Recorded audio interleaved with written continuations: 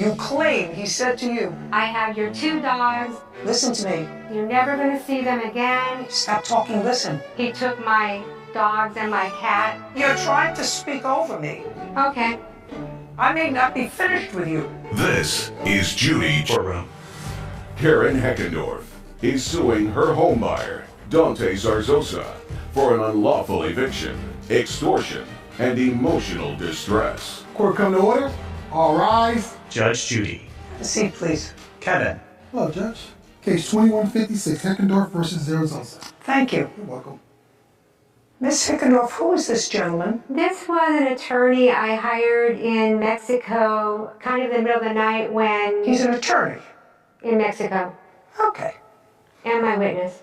Okay. So, trying to piece this complaint and answer together, you purchased a home from Mr. Zarzosa? No, Your Honor.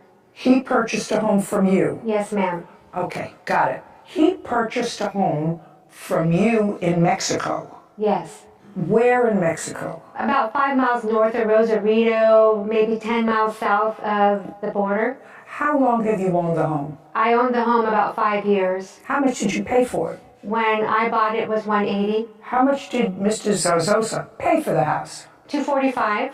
On what date did he purchase the house? February the 9th. Were you present at the closing of the house? I was. When you closed on the house on February 9th, how much money did you receive? I was supposed to receive... No. You were supposed to receive $245,000. How much did you receive? I received a cashier's check for $15,000. 15? $15,000. I received cash, $4,500. And I received the next day through a wire transfer 4.6 million pesos or something like that.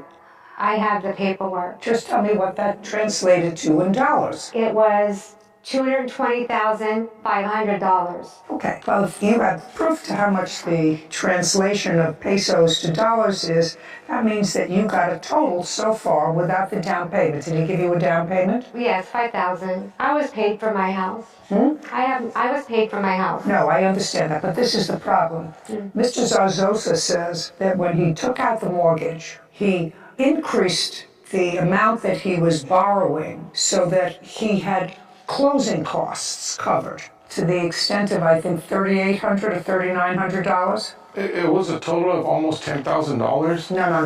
Oh, $3,900. That's what I asked you. What's 10,000? 10,000 comes out of nowhere. It was a difference, you said, of $3,900. Yes, ma'am. And so he wanted from you the difference. Well, the realtor gave me... Not the realtor. He wanted from you... The realtor told me that. I've never really spoke to Dante except for on February 22nd and the time that he came and looked at my house. But the realtor sent me a fake statement, which I looked at because it's a high school kid's piece of paper, and I said I was not making a refund. Okay, well, you have to make a refund if you were paid more for the house than you're bargained for with the purchaser. That's true. That's true. And the bank told me on April 1st... No, they can't tell you anything. Oh, really? If they documented something to you, then I'll read it, but you can't tell me what a bank told you. First of all, banks don't speak. Now, I'd like you to get what Mr. Zarzosa is handing me. This is from the bank. Dante hands a document to Kevin, who brings it to Judy. Well, I can't read this, but what I can't read is in Spanish, but I can read the numbers which indicate that you received, Ms. Heckendorf, a total of $249,544.22. Let me see. May I see that, ma'am? Absolutely. Because this is what that bank gave me right here. Kevin hands a document to Karen. And I did go with my witness to the bank on April 1st, and they told me that The bank can't tell you anything. They told me that was the correct amount. A bank can't tell you. They can give you a document, which I will read, but a bank can't tell you anything. This is not really a case about this contract. Yeah, it is. It started this way. They're saying that that bank sent me the wrong amount of money? Yes. That's what it says. That's what that says. That's what this says. That's what that says. I imagine anyone can write what they want. But I was not paid the wrong amount of money. Well, the bottom line of it was, eventually you gave him back $2,800 of the $39 that he said that he was entitled to. Is that correct, No. Ms. Heckendorf? No. You never gave him $2,800? I signed a contract and gave him $2,800 under duress. He took my dogs and my cat, and he took my property. I want you to understand what I'm saying to you. When I ask you a question, I expect an answer. You gave him $2,800, and you gave him the $2,800 because he believed and told you that he had taken out extra money in order to cover his closing costs. And you got that money, and he wanted that money back because he was going to have to pay for it through his mortgage. I've never heard that these were closing costs. This is the first I've heard about closing Well, costs. I'm going to tell you this. I'm going to never heard about closing costs. stop talking. Stop talking. Okay. Caption. Coming up. And I'm keeping it very simple. Okay. You're going to want to keep it very complicated, and I, madam, are going to keep it very simple. So the bottom line is you stayed in the house for free.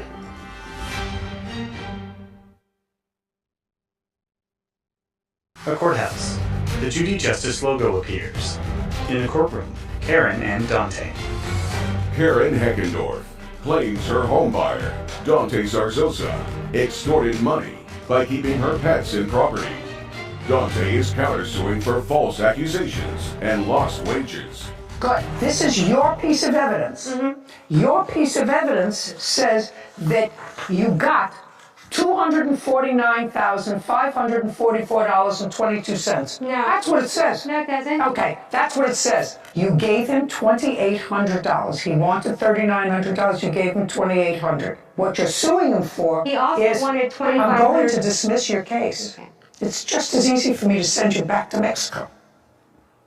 Once you closed on this house, according to what I looked at, Ms. Heckendorf, you asked if you could stay in the house because your new house wasn't ready to close escrow. Is that correct? That's a yes or a no? Yes. And so you closed the house on February 9th, and he allowed you to stay in the house. When were you supposed to vacate the house? March the 1st, I paid $2,000.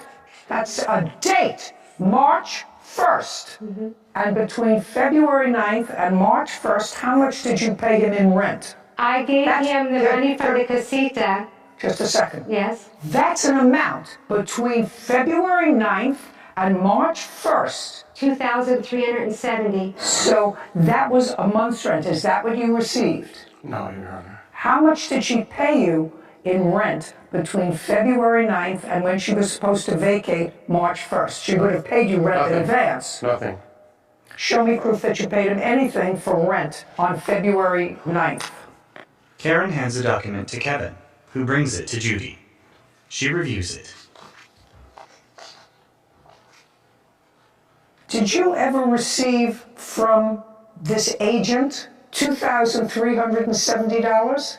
No, Your Honor. Well, do you know who he is? Yes, I do know. That's the realtor that represented both of us on the purchase. And you never received, this was on February 9th. He acknowledges, he signed that he received $1,620 as in for the last month's rent and $750 security deposit, as well as prorated rent of $120. I don't know what prorated rent is for. It was for the end of January. They moved in a few days before. Who moved in? The people that rented the casita. And that's part of the house? Yes. What is that? I have two houses on the property, the one I lived in and the casita. And Dante gave me an email that if I gave him this money from the casita, that I could live in the front house until March the 1st. I have that Just a email. second. When he bought the house, did he or did he not buy the casita as well? Yes, he did. So he bought the casita as well. So it belonged to him. This rent belonged to him. Only So if I what do you mean? He's rented. not giving you anything. If he buys a house and there's another property, he owns that property. He owns whatever rent was due for that property. So what you're saying is, let me cut to the chase. What you're saying is, you claim, he said to you, I've just paid you $250,000 for your house, which includes the casita. Your house isn't ready yet to close escrow. I will let you stay in the house free if you let me keep the money from the casita's rent. Yes. Oh, And I fine. have an So that the email. bottom line, don't speak, it doesn't look like you're losing so And- far. I may not be finished with you. And So I haven't read you're the speaking, Seasson. you're trying to speak over me. Well, And I'm keeping it very simple. Okay. You're going to want to keep it very complicated, and I, madam, are going to keep it very simple. So the bottom line is you stayed in the house for free from February 9th or 10th until it was supposed to be until March 1st. That was your understanding. You were staying in his house for free. I didn't have to rent the casita. I don't care whether you had to or whether you didn't have to. You were staying in your house that you sold to him for free until your new house was ready. That's a yes. I felt that. I don't care how you wanna feel. look at it I that don't way. care how you feel. Okay. You sold him your property and you took advantage of a piece of that property, the casita, in order to negotiate yourself a free 3-week rent until your house is ready. Now, you may stand there and look at me in that smug way, but you and I both know that that was a deal you made for yourself. Yes, I agreed. Okay. I agreed to rent the casita ahead of time before I moved out and give him the money so that I could stay in the property until my house closed after 1 week. Pretty tricky. Think of that March the 6th. Pretty tricky. Bottom line is you stayed in his house for free. Okay. And then what the rest of the case is about is that you claim that he changed the locks on the door before March 1st, and in the house you had your pets. And he held ransom your pets until you gave him what turned out to be $2,800. That's your complaint. He changed the locks on February 28th. Where were you when he changed the locks? February 22nd. 22. Where were you when he changed the I was lock? in my office in San Diego. Okay, and how did you find out that the locks were changed on the door? Dante sent me an email that I found later admitting to what he did, but I asked you a question. I was at my office and he called me on the phone and he said, "This is Dante Zardoza," and I have My way.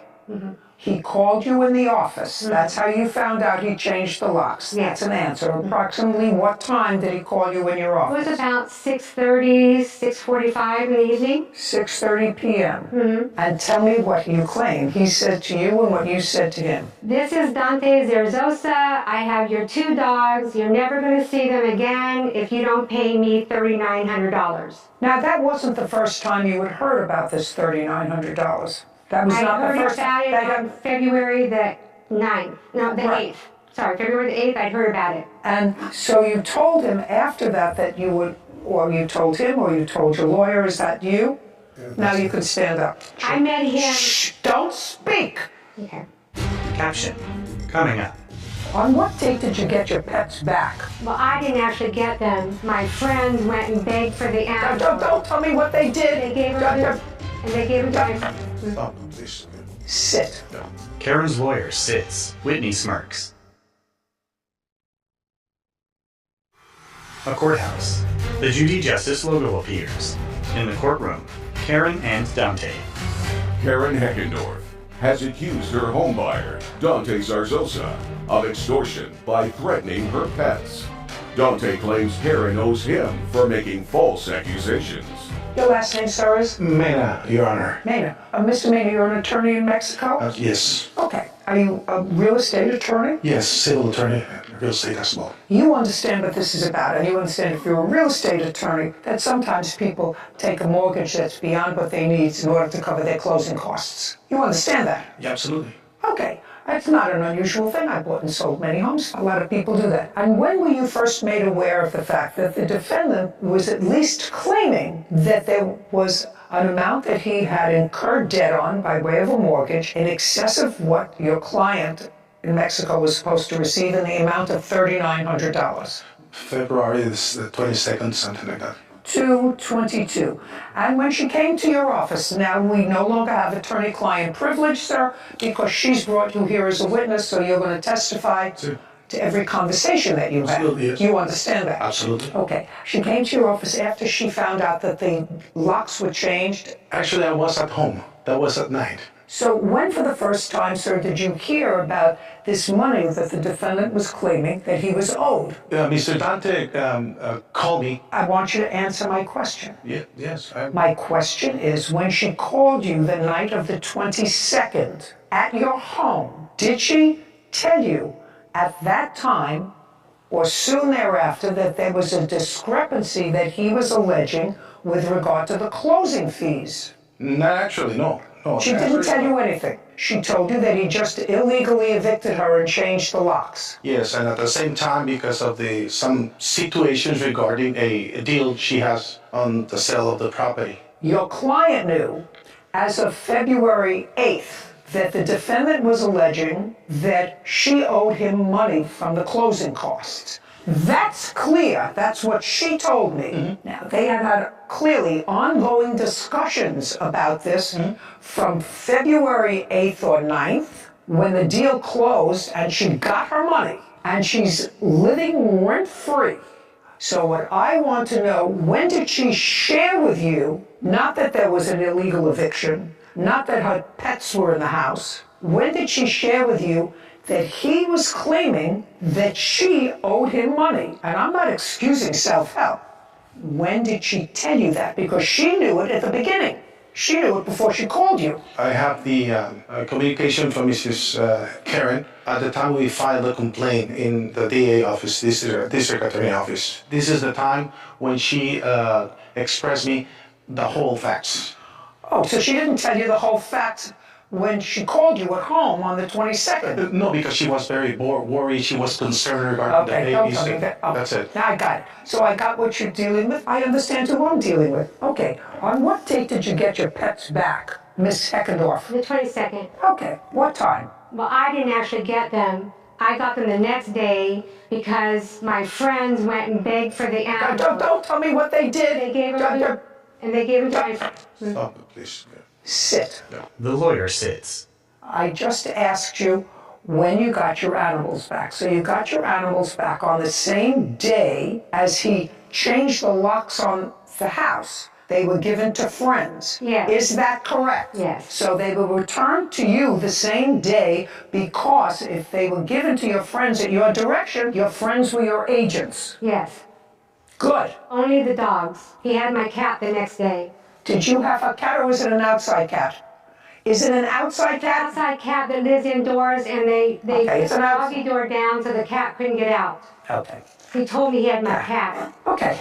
When did you give him the $2,800? About 5 o'clock on Wednesday the 23rd. Is there a writing of the exchange of that money? I'd like to see it. Dante hands a document to Kevin, who brings it to Judy. She reviews it. I can't read this. The plaintiff has a translated version. Can I see the translated copy, please? I speak About what? about that paper. Yeah. He was the one that drew it up. He could tell you, Your Honor. No. I want this. Did you draw this up? Can I see it? Yeah, sure. Kevin, give it to him. Kevin brings the document to the lawyer. Did you draw that? Yes, I participated. What does it tell me? It's translated. Don't speak. Do you have the translation of this document? Yes, I gave it to you. Ma'am. Okay. Okay, number 5.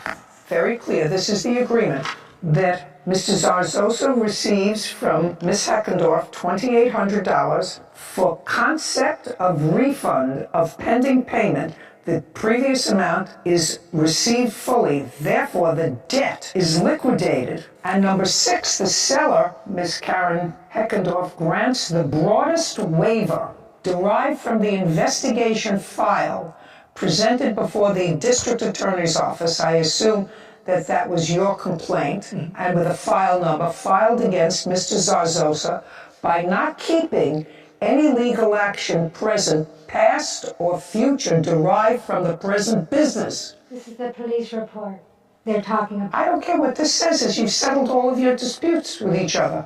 This says you've settled everything that had to be settled.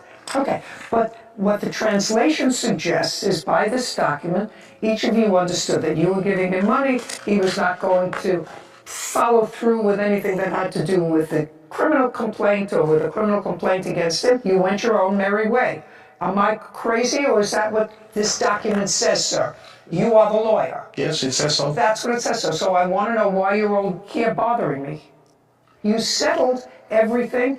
You got back your stuff. You got out of your house. You got your personal property. He has a counterclaim for false accusations and loss of wages as a result of whatever. This document says you've resolved everything with each other. So why are you here? I did not sign that document under usual circumstances. I hadn't had any sleep, and I was coerced. And he said he was going to burn my furniture or he was going to sell it in the year that it would take me to prosecute him under this Mexican contract. Put it down, sir. The case is over. If he wanted to The case sue is me, over. You're a pretty savvy lady, madam. You had an attorney that you consulted. He was there when this document was signed. It wasn't on the real estate deal. He was It was only on this Goodbye. deal We're done. in the middle of Case the is night. dismissed. So is your counterclaim. This Bye. court is adjourned. Outside the courtroom, Karen then Dante. this was really a case about Dante taking my animals for hostage and extortion. I didn't steal anything. The only reason I agreed to give him $2,800 was because he said he was going to burn or sell my furniture. But I enjoyed my house. Thank you, Karen. Judy and Sarah. That lady was never intimidated into anything. I don't think so either. She knew she had gotten an extra few bucks at the closing. She knew that she was really living there rent-free, which is really very nice. You buy a property, letting her stay there for almost a month. I have little sympathy for him because he resorted to self-help, went to the house, even though he knew she was still there, and changed the locks. But that document clearly indicated that both parties at some point said, okay, enough. I'm getting out of the house, I'm getting my belongings, my pets are back, here's your money, and finished. Well, when you make a settlement, you've made a settlement. You don't get to make one settlement in Mexico and another one in California. Agreed. That's not the way things work. Title, Judy Justice. Have you been cheated? Go to judyjustice.tv. You had a son, and sadly, he drowned this year. His friends started a GoFundMe page. My daughter took everything. The reason I'm here today is not because of the GoFundMe. That's exactly why she's here. Shh. It's always been about the money. This is Judy Justice. Crane is suing her daughter, Jessica Crane, for personal items and money from a GoFundMe fundraiser. Court come to order. All rise. Have a seat, please. Kevin approaches Judge Judy. Hello, Judge. Case 2119, Crane versus Crane. Thank you very much. You're welcome. Well, Miss Crane, this is a very sad case. This is your daughter. Yes, it is. And I don't know how many children that you have, but I know that you had a son who was in medical school, who was, how old, 25 years old? 30. 30. Sounds as if he was a popular young man. He was in an outing with friends, and sadly he drowned. Yes, he did. And that happened, women. just a second, and that happened when? That happened July 29th of this year. This is what the case is about. His friends, in his memory, started a GoFundMe page. Correct. And there is approximately $40,000 in that GoFundMe page. There was, yes. I said approximately. Yes. There was. And your daughter is, for want of a better word, in charge of that Facebook page GoFundMe proceeds. Correct. And it is your claim that as the next of kin, because he died without a will, you are entitled to some or all of that Facebook page. It doesn't even matter about the GoFundMe funds. I mean, that would be nice in a perfect world, but my daughter took everything. From the day my son passed, when they found his body at the river, the coroner gave her the keys to his truck, and she went to his apartment and emptied it. So I didn't get my chance to be Josh's mom for the last time. I didn't get to empty his apartment. I can't cure that, madam. No. I can't cure that. No. And you can't put any sort of a value on anything that your daughter might have taken from that apartment because you don't know what was there. Correct. So I can't help you with that. In a perfect world, maybe she would have gone with you to the apartment, but you didn't. Correct. Based upon what I read, you were not there during the search for your son or the discovery of his body. Is that correct? I was at home. Okay. And your daughter was there? Yes, she was. And I assume that you were close to your brother? Absolutely close to my brother. Just curious, what prevented you? You were notified that your son was missing. What prevented you from going there? My daughter was at the house the day Josh went missing, and we had my car torn apart. She left after they called her, and I definitely would have hitched a ride, but I didn't have a vehicle. Your Honor, I got. Just a second. Did you say she was at your house? Yes, she was. Well, then why didn't you go with her? They didn't call till after she had left, apparently, and rather than come back and get me... You mean she left to go someplace else? She left to go home. Yeah, we were working on my car. She left to go home, and she got a call from Search and Rescue. I hadn't been answering my phone. Oh, well, that's a different story. You hadn't been answering your phone. It wasn't as if nobody called you. No, she didn't call. It wasn't as if nobody called you. Did somebody call you? Right, from Search and Rescue, yes. Somebody called you? Yes. Okay. Mrs. Crane, this is your problem. If your son passed away without a will, and I'm sure that somebody else, maybe a professional has told you that, a legal professional has told you that, if your son passed away without a will, depending upon the laws in your jurisdiction, you, as his parent, might be construed as next of kin, and any property that he owned at the time of his death would transfer to you. Right, correct, yes. He didn't own the GoFundMe page at the time he died. No, he did not. So you don't get it. Okay. Any part of it.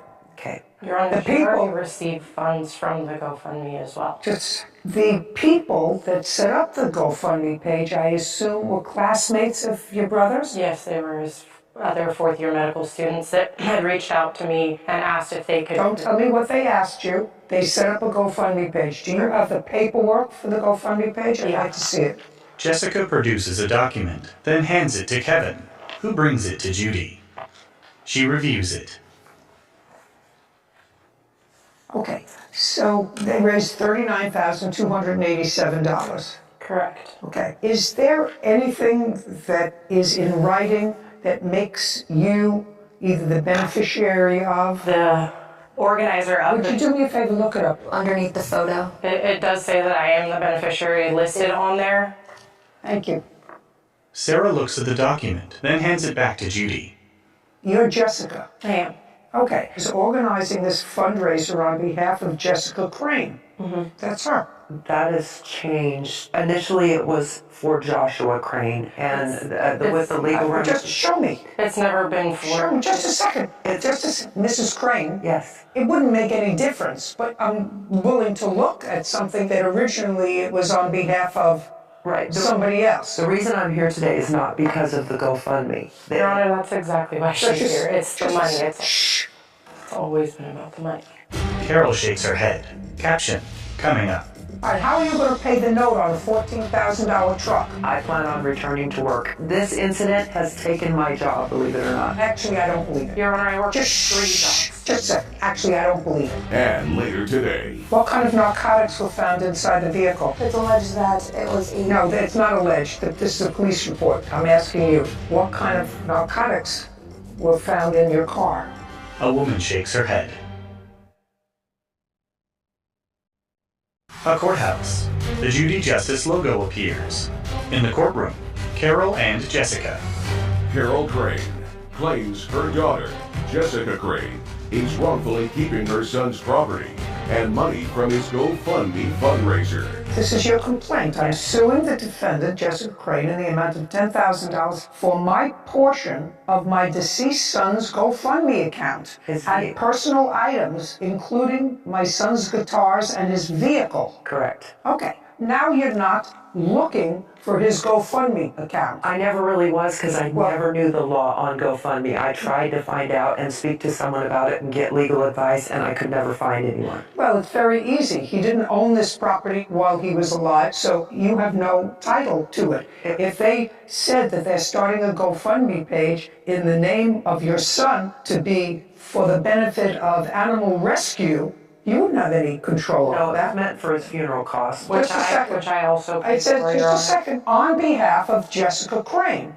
Right. On behalf of Jessica Crane, just for my own curiosity, I'd like to know, your son was buried at some point? He was cremated. He was cremated. And I have the receipts. I paid for his obituary, his cremation. Okay, so what I'm asking you is, there were no serious funeral costs? I got everything Nothing donated on my substantial. funeral. That's not true. Just a second. I'm asking you, Mrs. Crane, did you pay anything for your son's funeral? No. Okay, that's all. So it's not as if you had any outlay of money for this. You know what I find sort of troublesome? I find troublesome that his friends, because that sometimes happens, it's human nature, you feel so badly about something, you want to do something. And probably the easiest thing to do is to raise money. And the easiest thing for probably these people who are in their 20s and 30s is to start a GoFundMe page. I mean, it just would seem to me if they wanted to do a scholarship for him at the school, if they wanted to do something else, this is for those people out there who are watching, who are GoFundMe people. I've seen some of the more ridiculous ones, you know, and there are good-natured people out there who see these things and will donate $5 and $10. Oh my goodness, they need funeral costs. Well, in this case, there were no issues, and almost all this money, $40,000, is left. What are you going to do with it? So there's a couple things that I planned on doing with it. It's why the money's been sitting in an account. I just want the people who donated this money to know what you're going to do with it. It's not for you to buy anything for yourself. That would be ridiculous. That's not what was in their minds. So I want to know who I'm dealing with. Your Honor, after all of Josh's expenses were paid for, which I paid for using that money, I am very close with the dean at UC Davis, who is a good friend of my brother's as well, and they have talked about setting up a scholarship fund for my brother, and I was going to donate a portion of that money back if UC Davis decides to set that up on his behalf. And then I also wanted to set up scholarship funds for my sons, who my brother was very close with. So what you're telling me is you're going to give a little to UC Davis for a scholarship in his name, and you're going to use some for your two sons for their education. Absolutely. Well, that's really not what it was intended to do.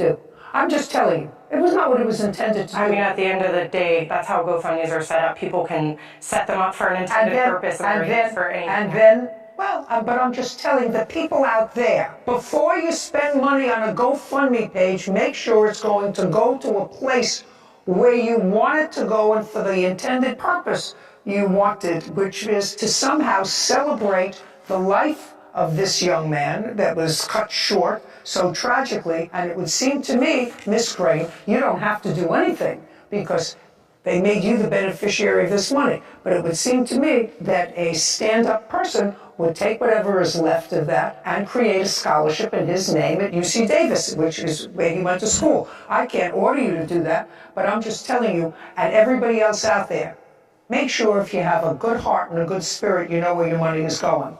Okay, so you're not entitled to any of the money. Now, did you take your brother's guitars?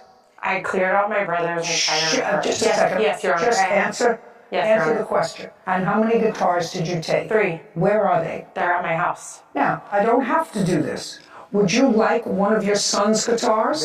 Yes. Would you like one of your son's guitars? Do you have any of your son's guitars? None. Your Honor, my mom has a long history of substance abuse. She's bought gifts for me in the past, and she's pawned them off. And I would like to keep them in my family, so that's where they stay. So that's why I have possession of them, because I don't want them going to a pawn shop. I was told I could visit one of my son's guitars at her home. Just a second, do you play guitar? No. I just want it because it's my son's, and I bought 3 of his guitars for him. None of these guitars were purchased by her. They're very expensive guitars. My brother purchased. I can't order her to do anything. I'm just asking her whether she would give you one of the guitars. And she said no. The next thing we have here is a vehicle. Now, tell me about the vehicle. So Josh didn't have a lot. He was a 4th-year medical student. He has a truck, a Toyota, a 2019 Toyota Tacoma, that he still owes about $14,000 on. I have that here, $13,841.76 on.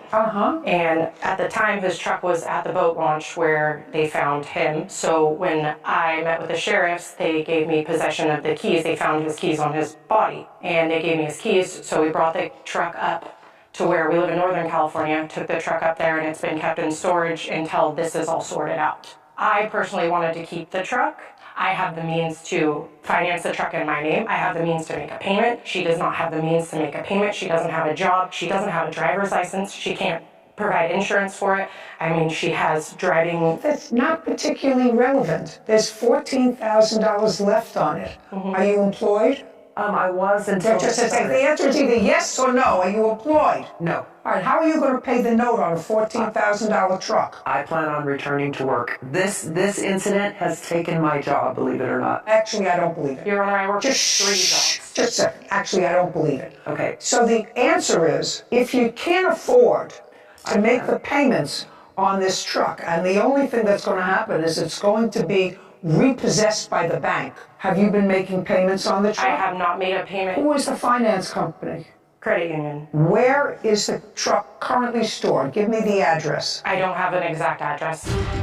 And later today, You don't understand something, sir. Even though she was high on drugs and passed out in her car and you were not at fault, it's not windfall day. That's ridiculous. And I'm not stupid.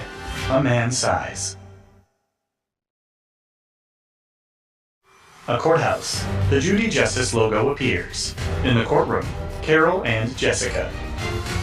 Carol Crane claims her daughter, Jessica Crane, is wrongfully keeping her son's property and money from his GoFundMe fundraiser. I want to see the paperwork on the loan.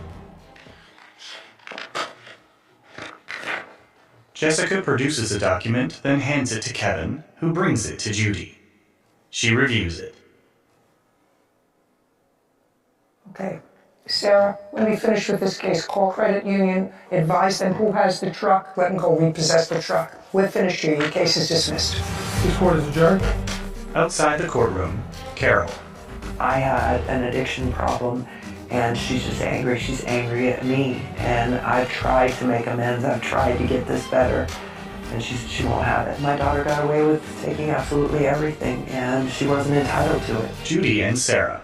I think that if there's any lesson to be taken away, aside from the fact that you're not supposed to fight when you lose somebody so young and so vital, the one innocent party is the credit union who loaned him the money to buy the truck. She's been hiding the truck now for 5 months, hasn't made a payment on it.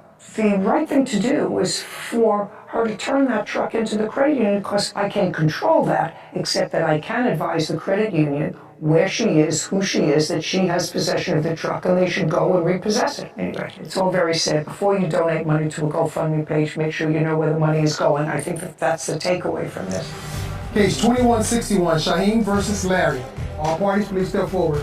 Jamal Shaheen is suing his neighbor, Sabrina Larry, for car damage after Sabrina hit his vehicle and a house. Mr. Shaheen, tell me where you live. I live in Moorhead, Minnesota. And on September 8th of this year, you parked your relatively new car that, according to you, you got a week before. No, Your Honor. I had just purchased a Sequoia a week before. No, actually, it's not. It's not the new car. I mean, it's a used car, but I purchased it maybe a year before that. Not exactly a week. Okay, so it's not a new car. You didn't purchase it a week before. No. But you parked it in front of your house. Do you have a photograph of the car? I do. I'd like to see it. And it is your claim that the defendant, Miss Larry, while under some sort of influence of some sort of substance, was driving her car, had an accident, hit your car, and caused it to move 25 feet, and it was damaged. Yes. And the damage to the car was the rear bumper. Yep. Not yup. Yes is the answer. Yes. Yes is the answer. Okay. Miss Larry, what time did you have your accident? 9 or 10 a.m. On the 8th? Yes. Where were you coming from? The grocery store. Where were you going? Home. What kind of drugs had you taken? I was taking Benadryl, prescription medication.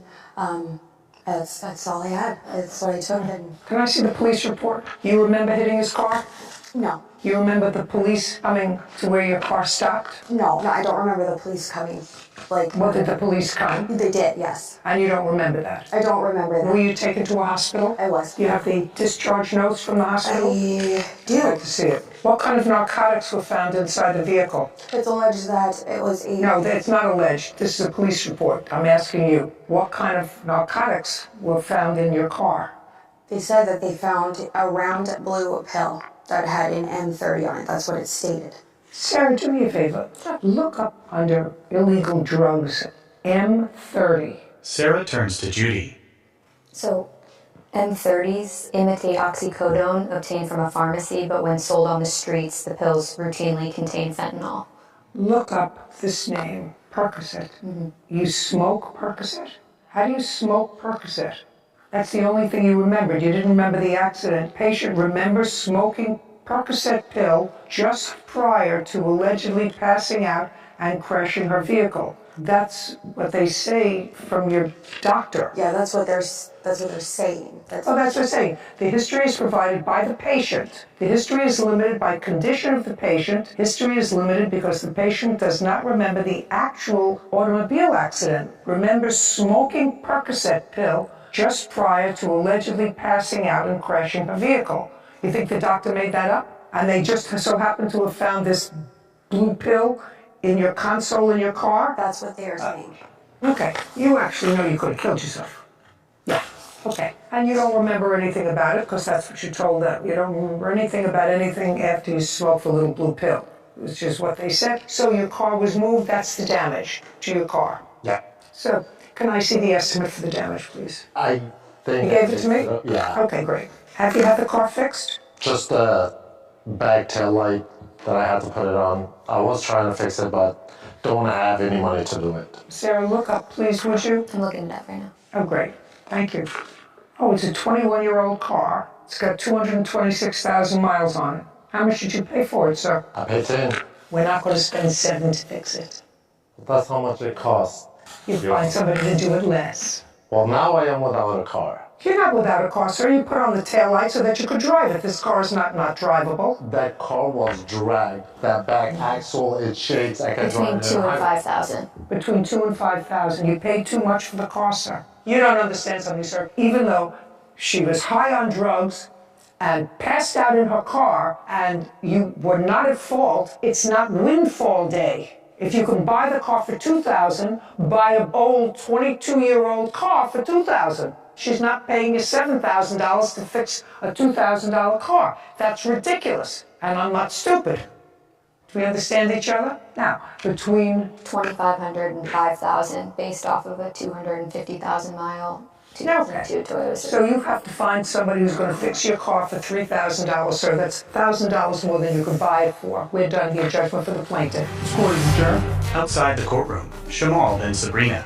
I would remember if I hit a car and I didn't. She ran into my car, ran into a garage. I know exactly what I took, and it definitely wasn't narcotics. That area that I was living in, it's a really bad area. A lot of drugs are going on over there. I'm very, very lucky and very blessed. Like she said, I could be dead. Sarah and Judy. Just the audacity of some plaintiffs to come in here with an almost 22-year-old car with 275,000 miles on it. And I looked it up, and I even priced it on the positive end, the private party value, not a trade-in, and so forth. $7,000 he was comfortable asking the court for a car that's not even worth $7,000. Yeah, he'll buy for a back panel. Buy a new one. He was lying when I said, how much did you pay for the car? $10,000. That's ridiculous. And he just bought it, he said, a year ago. In the papers, he said he bought it a week before. So either it was a week or a year. Either way, not worth $7,000. Not worth $7,000. Title, Judy Justice. Want justice? Go to judyjustice.tv. Now you want to tell me why you stopped paying rent? There was blood in the house. And I said, oh my God, there's water everywhere in the house. What's going on? Where did the leak come from? We don't know. They never told us. Absolutely not. And 3 days later, we get an eviction notice on our door. This is Judy. Shauna Hellerman and Monica Tway are suing their former tenants, Carl and Renee Antonucci, for property damage, unpaid rent, and a bathtub. Court come to order. All rise. Judge Judy. Have a seat, please. Kevin approaches the bench. Hello, Judge. Case 2154, Hellerman, Tway versus Antonucci. Thank you. You're welcome. Judy turns to Renee.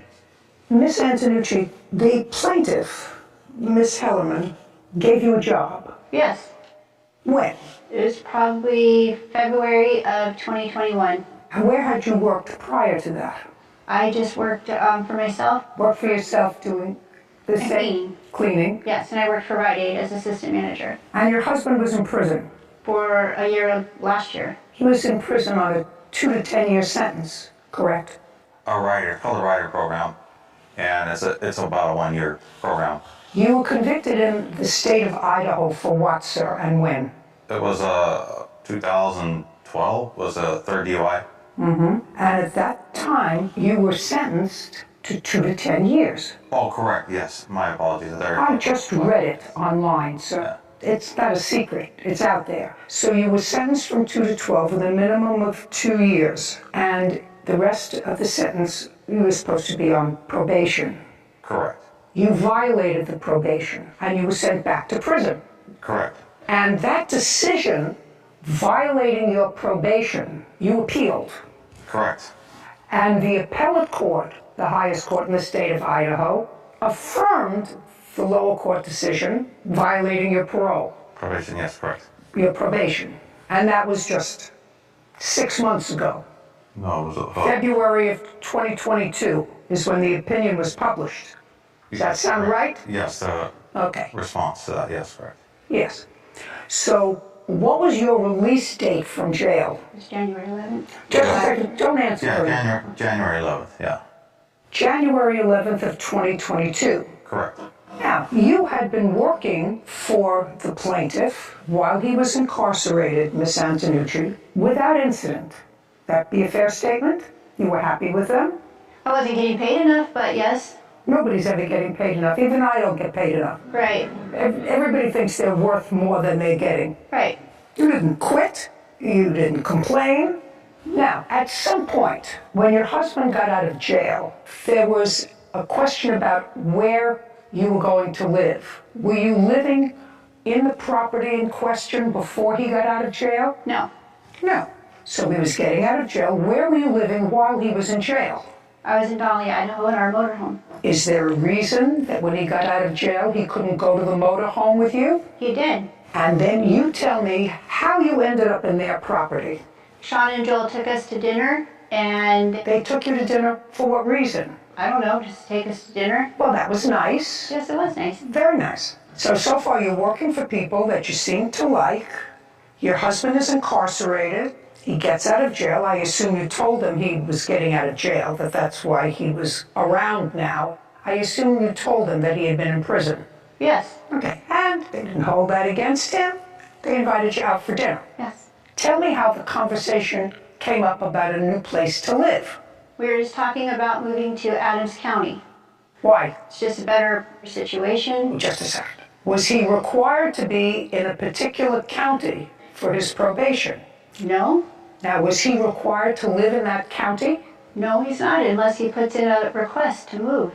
And that was approved. Well, is there any reason why you put in a request to move after he was released from prison? Yes, because they offered to talk to Monica about a house that was coming up for rent in Adams County. Just a second. Who knew about a house? Did you know about a house that was coming up for rent? No.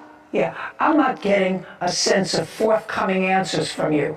You have somebody who cleans for you, whose husband has been incarcerated, who hasn't been living in any of your property. Now he's coming out of jail, and I want you to tell me how the discussion of a place to live came up. You're out to dinner. Yes, we invited him out to dinner. We were excited to meet him. They had mentioned they had put in for a change of probation officers. So he put in a request for a new probation officer. Yes. But for the fact that you told them, they would have no way of knowing that you had to move from one place to another.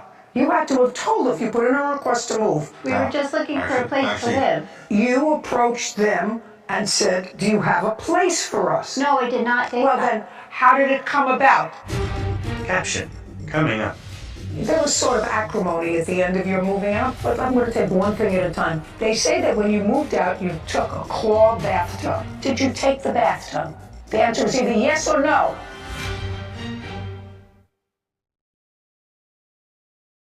Our courthouse. The Judy Justice logo appears. In the courtroom, Shauna, Monica, Carl, and Renee. Shauna Hellerman and Monica Twain are accusing their former tenants, Carl and Renee Antonucci, of not paying rent and stealing a tub. We were friends, and they invited us out to dinner. Just a Shauna second. and I were friends. Yes. So And this they- is somebody who's a friend of And I yours. did not. I cleaned her house very randomly, but I'm a subcontractor. I was not an employee. In fact, I called myself an employee of hers once, and she said, "You're not an employee. You're my friend. You're a subcontractor." So we were at dinner, and we were saying that we were wanting to look for a place to live, and Joel said, "Oh, well, there's a place in Adams County that Monica just bought. I'll talk to her about you guys moving in there." That's how we came to know about that place. Great. And we were fine with living in our motorhome, but it would be nice to have more room, so we were excited about that. That's how we found out about it. You found out about it because you needed a place to live, that you were moving.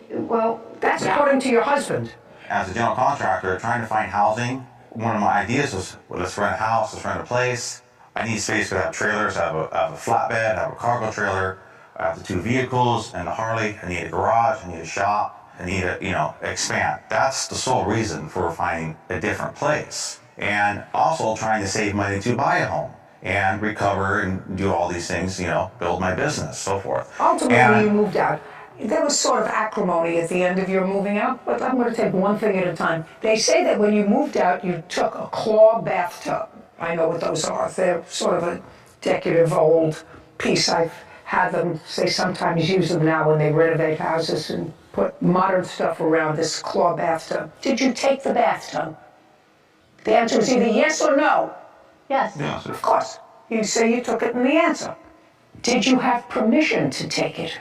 Yes. Yes. Who gave you permission? Monica. Monica, did you give them permission to take it? Absolutely not. I did not give them permission to take it. So now I want one of you to tell me when the conversation took place, where it took place, and who was present.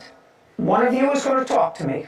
When we were about to move in and doing the walk through the residence. No, not moving out. You were going to move in, and you moved into the residence in February of 2021? What month?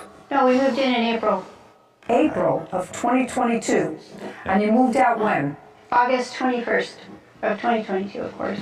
Okay, so what you're saying, Antonucci, is that in April, now you're going to tell me a story, in April you were walking through the premises with the owner. I was going to do some work on the place too before we moved in, and when we moved in, some of the trade, or I would build them at a discounted rate, and there was supposed to be a fireplace, a wood stove. Well, really the main reason why I moved into this place is that wood stove. The electricity is so hot going. Listen to me. Going through the house. I don't care. Bathtub. I don't care about a fireplace. I care about a bathtub. Okay. Discussion comes out about the bathtub. She says she's not going to plumb it in. She says if you guys want the tub, you can keep it. You can plumb it in if you want, but I'm not going to plumb it in and deal with it. Okay. So she said to you, she had this bathtub there that she didn't want to plumb in. I assume that means connect. Correct. Connect to water. She didn't want to plumb it in. You can either use it if you want to plumb it in or not. That's what she said to you. No. No! Only him. How? No, I didn't hear the word have. You want to read back what he said, please? He says, discussion comes up about the bathtub. She says, I'm not going to plumb this thing in. She says, if you guys want the tub, you can keep it. You can plumb it in if you want. But I'm not going to plumb it in and deal with it. You want to use it, you can use it. Keep it. Keep it. If you keep it, not keep it and take it away with you. You're moving in to her house.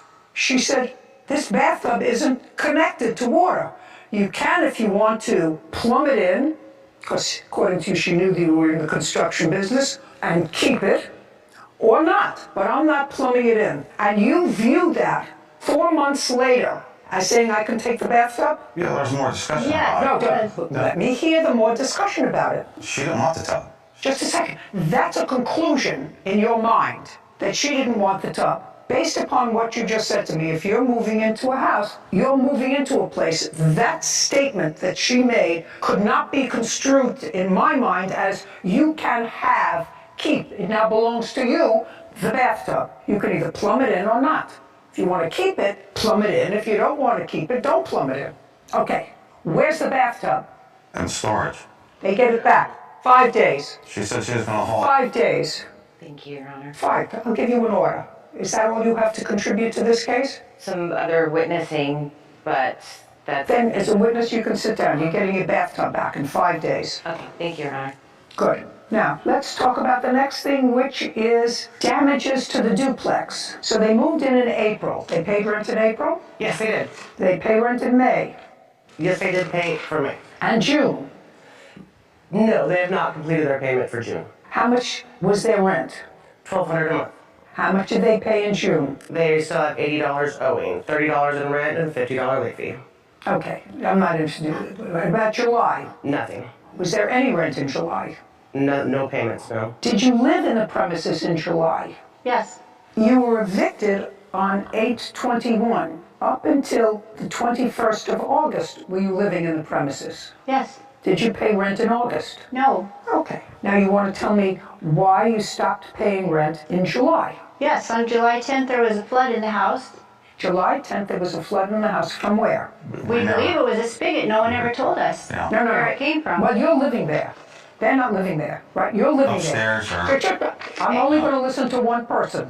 Not talking over each other. Is that you or your wife? Me. Fine. You're living there April, May, June. July, there's a leak.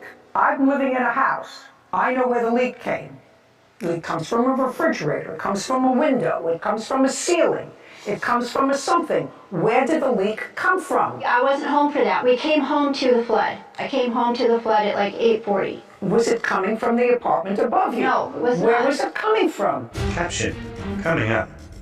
I called Monica and I said, oh my God, there's water everywhere in the house. What's going on? She didn't know what was going on. So we were trying to figure out where to turn the water off at. I'm still trying to figure out if you lived there in July, why weren't you paying rent? A courthouse. The Judy Justice logo appears. In the courtroom, Shauna, Monica, Carl, and Renee. Shauna Hellerman and Monica Tway claim their former tenants, Carl and Renee Antonucci, owe for unpaid rent and a bathtub. Carl and Renee are countersuing for property damage and loss of income. Okay, was it coming from the apartment above you? No, it was not. Where was it coming from? Apparently it was a broken plumbing pipe from the front spigot leaked underneath the house and came up through the subfloor. So there was a broken internal pipe, as far as you know. Now, your husband's in the construction business, he says. So when the flood happened, did you try to find the source of the flood? I wasn't home, Your Honor. Where were you? I was at work. Well, eventually, did you come home? Yeah, I came home that evening real quick. Well, that evening, did you try to find where the leak came from? I had to get back to work. She was dealing with the cleanup. The water was turned off. And they were sending a plumber or something. Okay. So Monica said she would take care of it, so. So they turned off the water, which is perfectly reasonable because the water is coming from an internal pipe that burst, right? And then what happened? I'm still trying to figure out why. They did not turn off the water until after I got home. I walked in. So I called Monica and I said, oh my God, there's water everywhere in the house. What's going on? She didn't know what was going on. So we were trying to figure out where to turn the water off at. Okay, so that's when the water got turned off. 100% understand you. Got it. Came home, you found water, trying to find where it comes from. Finally, turned off the water. I'm still trying to figure out if you lived there in July, why weren't you paying rent? We were behind on rent because I was working and he was trying to get his job situated down in Boise or wherever he could get contracts with his injuries. So what you're telling me, that you didn't pay rent in July because you didn't have the money? No, we did not have the money. Well, that's what I'm asking you. So other than the fact that you didn't have money, there was no reason why you didn't pay rent. We were making payments whenever we could. You made no payment in July. For Shauna. You made no payment in July. No, in June you did. In June we did. In July you we did not. not. Listen. And as long as I was still working for them, that was fine when we were late or making payments to them. Just a second. You made no payments in July and you made no payments in August. You had made payments in I wasn't April, for August May, and when June. we had a flood. I'm just telling you. Yes. I'm asking you a question. Is the reason you didn't pay your rent because you didn't have any money? Yes, Your Honor. Okay. Then you owe them the rent. $2,400. You lived there, you ate the steak. I'm not speaking to you. Listen, you're a tag along on this whole thing. You understand that? I think these people were very nice to you. I probably wouldn't have been as nice. The house flooded. That's why I couldn't pay the rent. I have all the pictures right It here. shut my business down. It shut my business down. That house ruined flooded. his briefcase. My plans were ruined. My computers. There was 2 inches of water, 1,800 square feet of flood. Yeah. Monica says she's going to come over Don't worry. Mr. Antonucci, you can't talk over me, sir. Apologies, but This is it. You can't talk over me. I'm older than you are, and I've lived in many apartments. And believe me, I have been the cause of a flood, and I've been the recipient of floods from people around me. Usually, it's an accident. It usually is not an on purpose. Very few people turn on their bathtub and say, I'm going to let this bathtub overflow into my bottom neighbor's house. It's usually as a result of a broken pipe, which nobody can see, or an air conditioner plugs up, and the pan overflows, and the whatever they call it, the little water bug signal doesn't go blank, blank, so you don't even know that it's going off, and there's a flood. That's not somebody's fault. So now you have a flood that is nobody's fault, not yours, because you're the tenants. So clearly it wasn't your fault. Not something that they anticipated, not something that they were derelict in taking care of. So now, what did they do once the initial mess was cleaned up? How did they fix it? Did they fix the pipe? We don't know. They never told us. I mean, they said that a plumber came to the house. He left a hole in the ceiling, which I have a picture of. Just a second. You lived there the whole month of July and into August. Did you have water? Just answer my question. You lived there the whole month of July after this happened and the majority of August. Did it flood again? No, because Not because it didn't flood again. And what did the plaintiff do to remediate that? Did they put in fans and blowers? They put in one fan, and then she finally brought 5 more over. So I had 6 fans in an 1,800 square foot house and 1 window that opened. We lived in the basement. So they put in fans. You said they had put in one, and then they brought them. And I plugged them in and brought them and put them on and put them in the bedrooms. In the hallway, in the kitchen, living room. I have a feeling that you're a victim in more ways than one. That's what you're supposed to do. You living there. They sent them over and you plugged them into the wall. That's what you're telling me? And there's also a mold problem there. $2,400. You owe them 2 months' rent. And the bathtub. Let's go for next. What damages to the duplex, Ms. Hellerman? We had some drywall damages, a lot of garbage debris, large dump run. Yeah, I'm not interested in that. $2,400. And the bathtub. Now I'm going to get to your counterclaim. Money owed for loss of income, damage to a motorcycle, wrongful eviction. Well, you didn't pay your rent, so the wrongful eviction is out. Defamation. What's the defamation? So Monica sent me a text when I quit working for her, and it said, thanks for dropping off the keys. I said, you're welcome. She goes, really? Thank you for giving me 1 day notice. No good deed, ... Goes unpunished, and 3 days later we get an eviction notice on our door. I want to know what the defamation is. What's the defamation? Nothing. Cross out defamation. Damage to my motorcycle. Yeah, they laid gravel down in the driveway without notification, and you can't ride a 900-pound Harley through gravel. So his bike went down. $2,400, judgment for the plaintiff, counterclaims dismissed. We're done here, and she's absolutely right. No good deed goes unpunished. This court is adjourned. Shauna. She definitely got to the bottom of their character. that house was a death trap. We received a text with pictures of small puddles throughout the home on a concrete slab. She didn't want to plug the tub in. She said we have it. If we want to use it, we could. If not, she's going to get rid of it. She's going to throw it away, take it to the dump. I didn't ever tell them they could have the tub. I told them I was not going to install it at that time and that I had already arranged to have the tub removed. I was going to store it. Judy and Sarah. You know, I think what bothers me more than anything else about cases like that is that those were 2 nice people. The plaintiffs were 2 nice people. Sure. And they actually took a chance. They had an employee who was there for a year.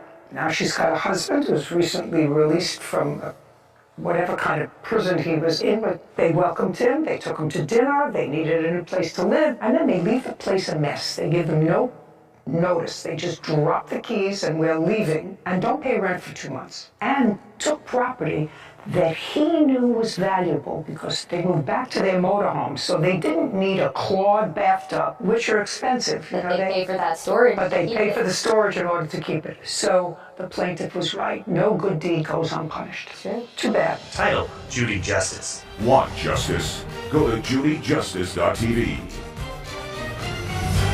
There was this truck you had with your aunt. I told her that I could pay it in monthly increments. He was never able to go and transfer the title because there was not one. I had an officer knock on my door, try to give me a grand theft auto charge. When did it become uncivilized? This is Judy Justice is suing her nephew. Noah Tiarina for the cost of a Toyota 4Runner. Court come to order. All rise. Judge Judy enters. Have a seat, please. Kevin approaches. Hello, Judge. Thank you. Case 2160, Canellas versus Tiarina. Thank you. Judy turns to Susie. Miss Canales, is this your son? Yes, ma'am. And his name is Chris? Yes. Okay. This case is about a truck Toyota 4Runner, yes, ma'am. that was titled in your name, about 21, 22 years old, but was in the possession of your son, Chris. Yes, ma'am. And then Chris went to jail. Yes. And your great nephew moved into that house. Yes, ma'am, correct. And you moved into that house with your wife, girlfriend? Fiance. Fiance. When are you getting married? So we're waiting on our second daughter in February, so after February. Okay, well, that's not the way we usually did it 100 years ago in the Stone Age, but I understand that that's the way a lot of people do it these days. Anyway, you moved on to the property. When you moved on to the property, in addition to some other things, there was this truck. When did you give your son the truck? In what year? It's always been his truck, but I titled it over to him in 2021. Okay, so you signed over a title to him. Yes, ma'am. So it's not your truck anymore. So what are you doing here, suing for it? He was never able to go and transfer the title or go and register it, so, Because there was not one. If you say that again, it won't be good for you. We don't shout out here. I run a very organized shop. Got it? Yes, ma'am.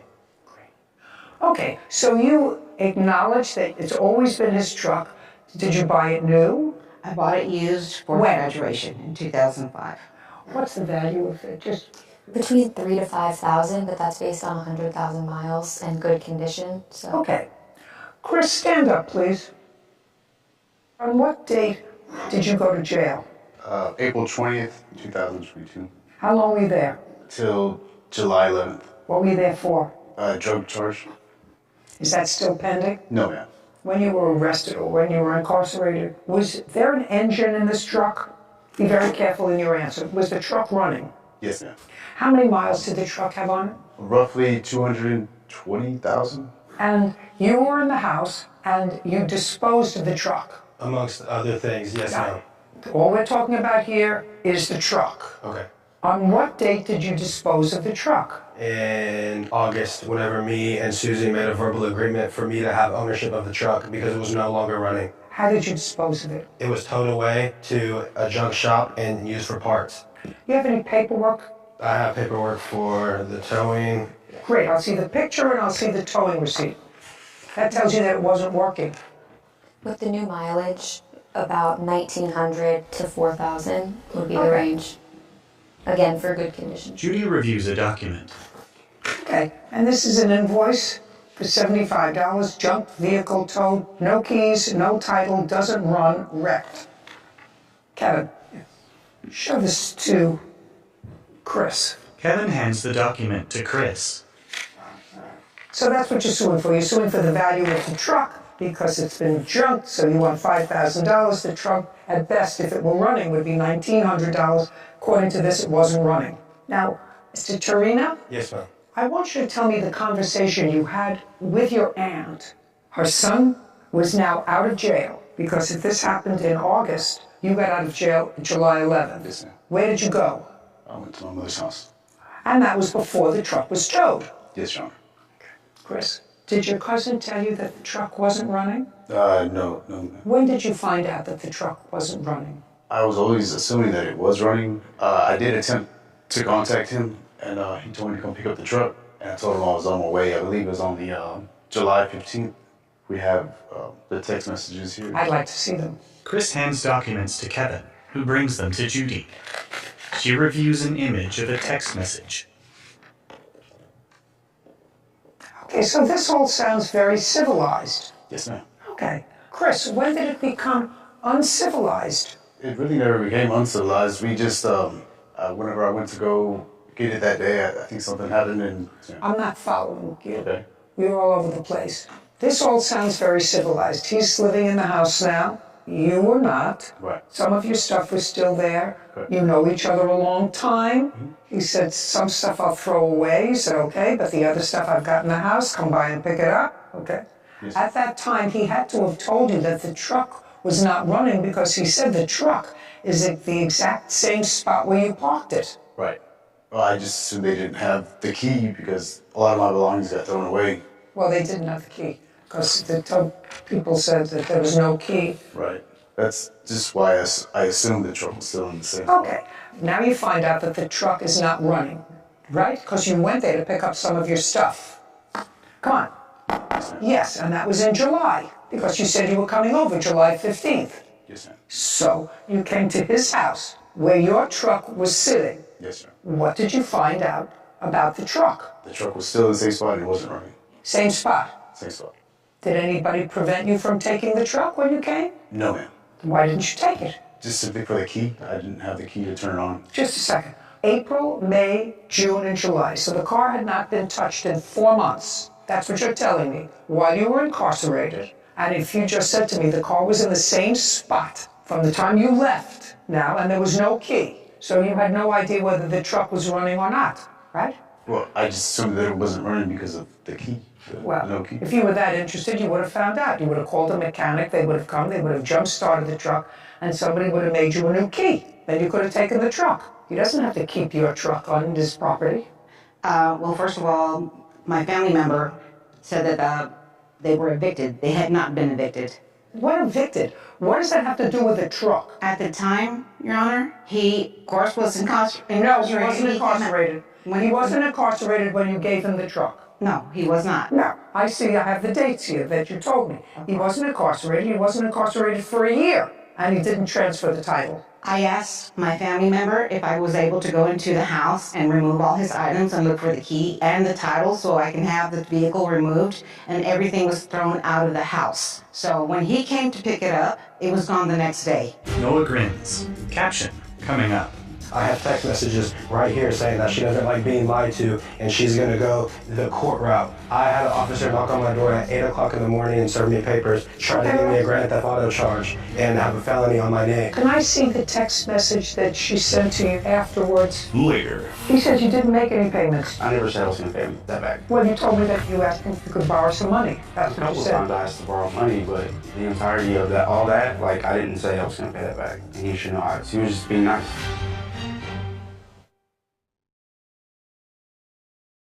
A courthouse. The Judy Justice logo appears. In the courtroom, Susie, Chris, and Noah. Susie Canales claims her nephew, Noah Tiarina, owes for the cost of a Toyota 4Runner. What I'm telling you is he was not prevented from taking the truck the day that he came, which was mid-July. He didn't dispose of the truck until August. That's what this receipt says. I think. Now, this invoice was prepared 2 days ago. Yes, ma'am. Well, this doesn't say when they took the truck. How did you get this invoice 2 days ago? It was from August. I got the invoice because I needed it for evidence, and the towing company that sent me that invoice gave me the incorrect day because they sent it to me on the day that they sent me the receipt. Doesn't say the date it was towed. Junk vehicle towed. Do you have any email communication or text communication immediately after the vehicle was towed or before? With her? Yes. I called her the day that it was towed because I have respect for my family member, and I said, I'm towing the truck, it needs to get off my property today. And she said, Mijo, I feel like I should be compensated for the truck. How much do you want for the truck? She said she wanted $500. I told her that I could pay it in monthly increments. Why would you want to buy a truck that was worthless? Because I have respect for my family and I hold family very close to me. And if she says that something's not right, I'm gonna make it right. And that's what I tried to do. I failed on that first month of I was supposed to give her $100. I did not pay the first $100. I have text messages right here saying that she doesn't like being lied to and she's gonna go the court route. I had an officer knock on my door at 8 o'clock in the morning and serve me papers, try to give me a grand theft auto charge and have a felony on my name. Okay. Can I see the text message that she sent to you afterwards? Noah hands documents to Kevin, who brings them to Judy. Did you recall Ms. Canales having a conversation with your nephew about $500 for the truck? No, ma'am, I do not. My witness.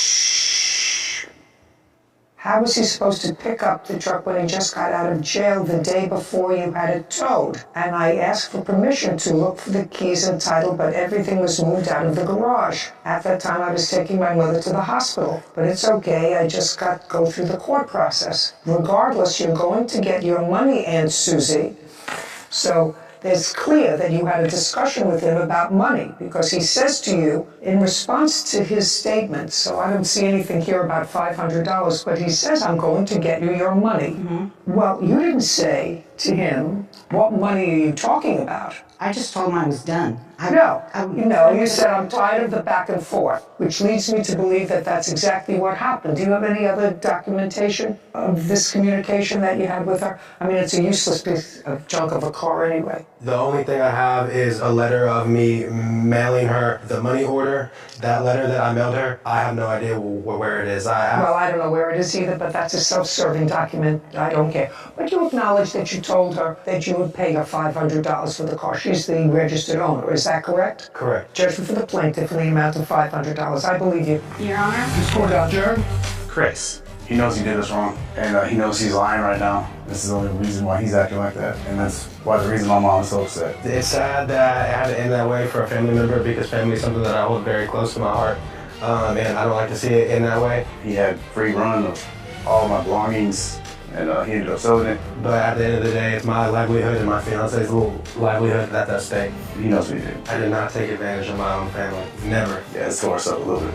They can't be put back together. Judy and Sarah. Troublesome. I'll tell you some of the troublesome things I didn't even want to go into with him. He went to jail in April. His mother knew where the car was. She could have gone to get the car for 4 months. Yeah. Her son went to the house when he got out of jail in July. And all you had to do was do the same thing the defendant had to do. Call a tow truck and have it towed to your house. Right. Get an extra key made. Right. And I thought that he was actually a pretty good nephew. Yeah, I did too. He didn't have to pay for the car, but he felt for his aunt and the situation that she was in. And well, he was just trying to be respectful and probably keep the peace. Exactly. Between everybody. Well, again, no good deed goes unpunished. I was just about to say that. Case 2123, Valenzuela versus Jenkins. All parties please step forward. Javon Valenzuela claims his former friend, Darian Jenkins, owes for unpaid loans and bail money from a false arrest. Mr. Valenzuela, it is your claim that the defendant, who is a friend of yours, owes you for some small loans that you made to him. Yes. And then it is your claim that he had you falsely arrested. Yes. And you want damages for that. You've known him for a while, according to your complaint. You knew him, you were friendly with him, and then he moved out of state and then moved back. Where did you move to, sir? To Colorado. And you moved to Colorado from where? From Texas. And in Texas is where you knew the plaintiff? Yes. In what year did you move to Colorado? 2019. And in what year did you move back to Texas? This year, 2022.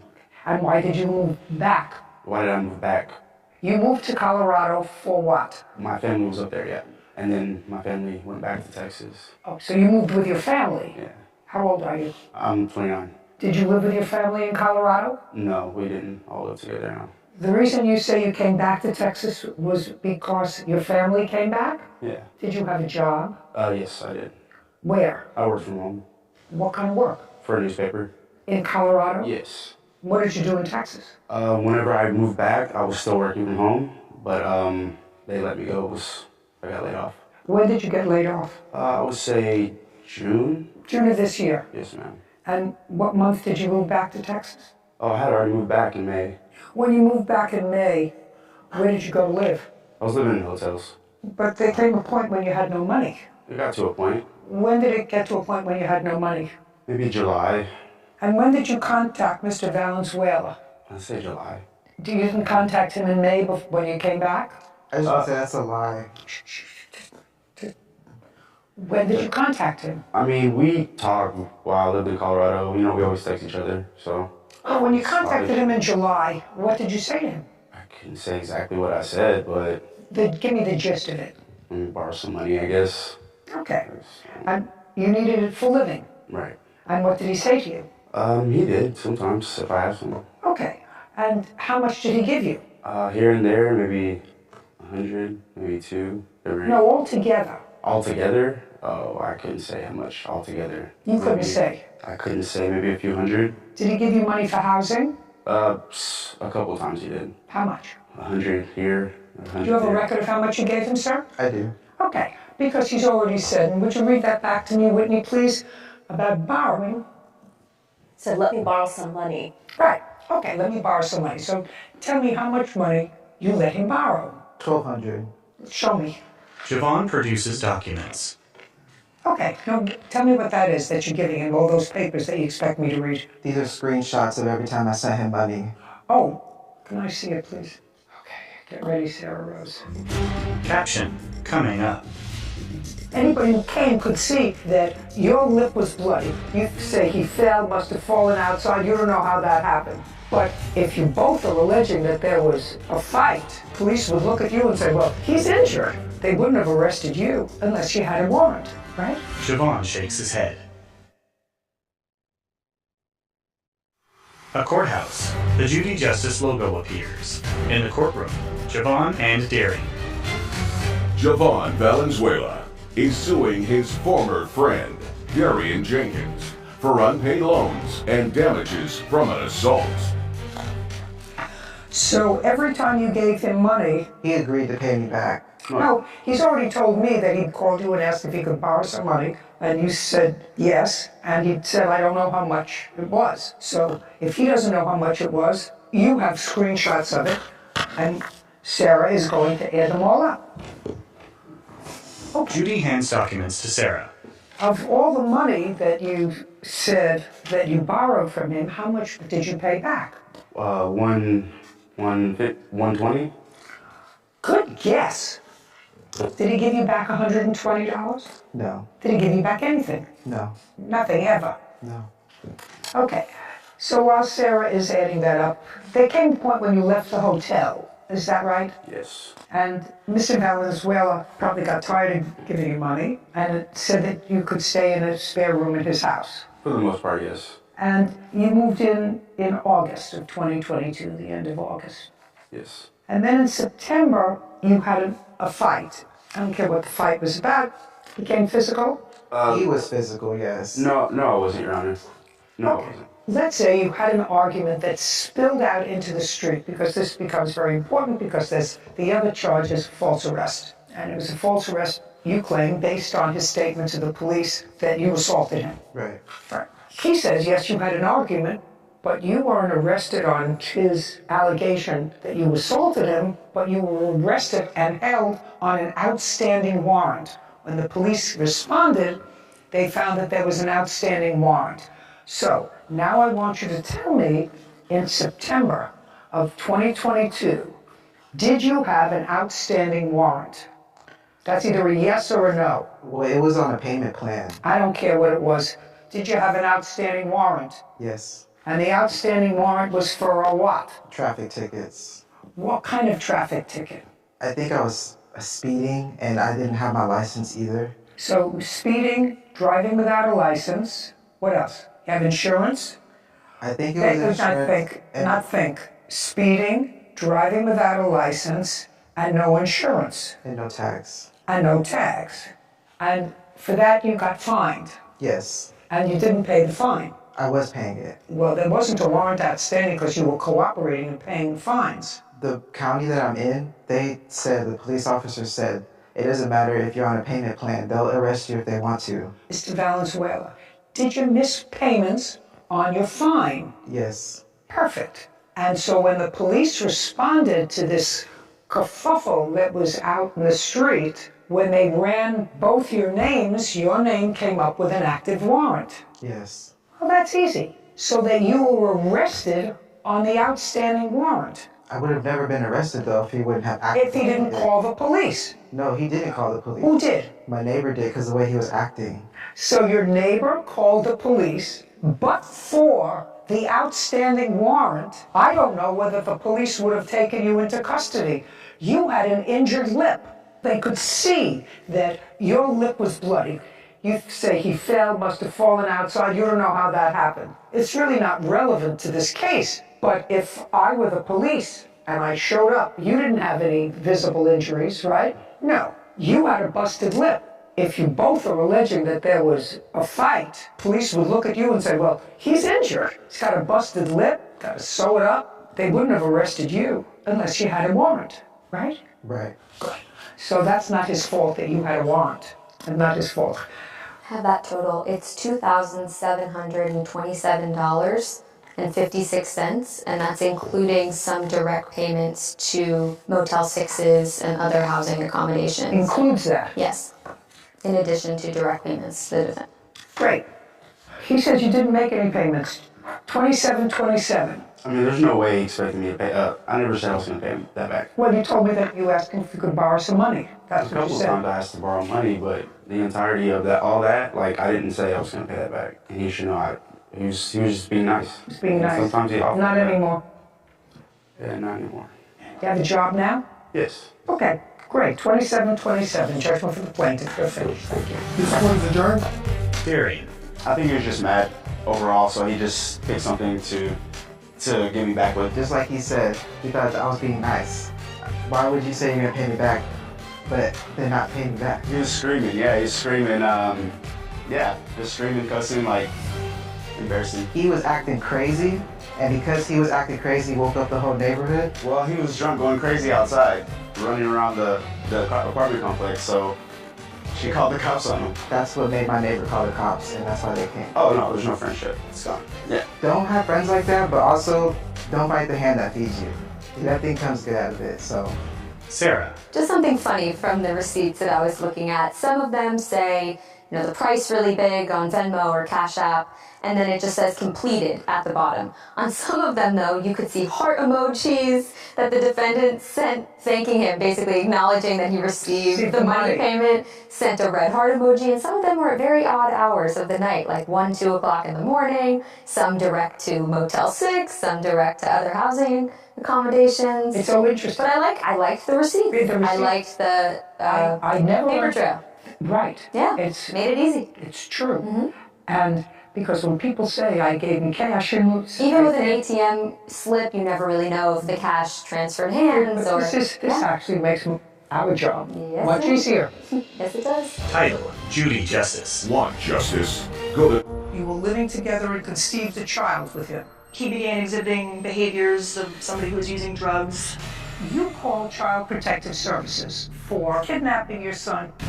She left the jurisdiction. Yes, ma'am. How long? 6 months. You wouldn't like that. I would not. Well, he's a parent just like you are. This is Judy is suing her ex-boyfriend, Andrew Talon, for the cost of a car he wrecked during an accident. Court come to order. All rise. Judge Judy. Have a seat, please. Kevin approaches the bench. Hello, Judge. Case 2163, Rockhill versus Talon. Thank you. You're welcome. Judy turns to Eve. Ms. Rocco, this is basically what the case is about. You and the defendant were in a relationship. You have one child together. And it is your claim that some 3 years ago, he took your car with your permission. You were living together at the time. He took your car and had an accident. Correct, yes. And that was 3 years ago. And you want him to pay $5,000 on a car that Sarah has already checked, which is worth... Between $1,400 and $3,000. Which is worth a quarter of that. Do you understand? Correct, yeah. Yeah, okay. So I want you to forget about $5,000. So if he's responsible for anything for the car, he's responsible for what its value is, which is about $1,400. How long had you been living together when he borrowed the car? About a year. Okay. And was your child born during that time? Yes. What month and year was the child born? August 2018. When was the first time that you asked Mr. Talon for money for this car that had been in an accident? After he was released from jail, he got arrested from a previous warrant at the scene of the accident, directly from the hospital. So when he was released from jail. What was the date of the accident? April 30th, 2019. And how long were you held in jail, sir? I believe June 11th or so, roughly almost 6 weeks. What was the warrant for? Domestic battery.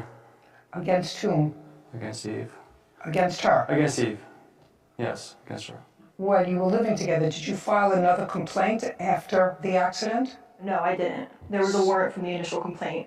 And what year was that? That was around November of 2018.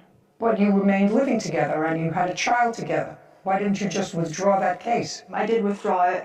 I didn't realize that a warrant had been released until it was acted upon. Well, when he was arrested and he was held in jail, he contacted you, correct? Yes. Of course he did, because he said, what's going on? We're living together, we have a child. What's this warrant for domestic battery? It just took time for me to get it dismissed. No. What I'm asking you is, he contacted you. Yes. And when he was released in June of 2019, where did he go to live? He came back. For what period of time? About a month, maybe 2 months at the most. And you lived together as a couple with a baby? Yes. And how old was the baby at the time? He would have been about between 6 and 8 months off the top of my head. And the two of you cared for him? Yes. And during that 2 or 3 month period, there was no discussion that you have in writing about paying back for the car? Not in writing. Not in writing. Yeah. Now what happened after the 2 months? He began exhibiting behaviors that were the behaviors of somebody who was using drugs. Again, he was clean for a long period of time, and his attitude changed, his behaviors changed, and I decided that it was time for him to go back to his mother's house. And he did? Correct, yes.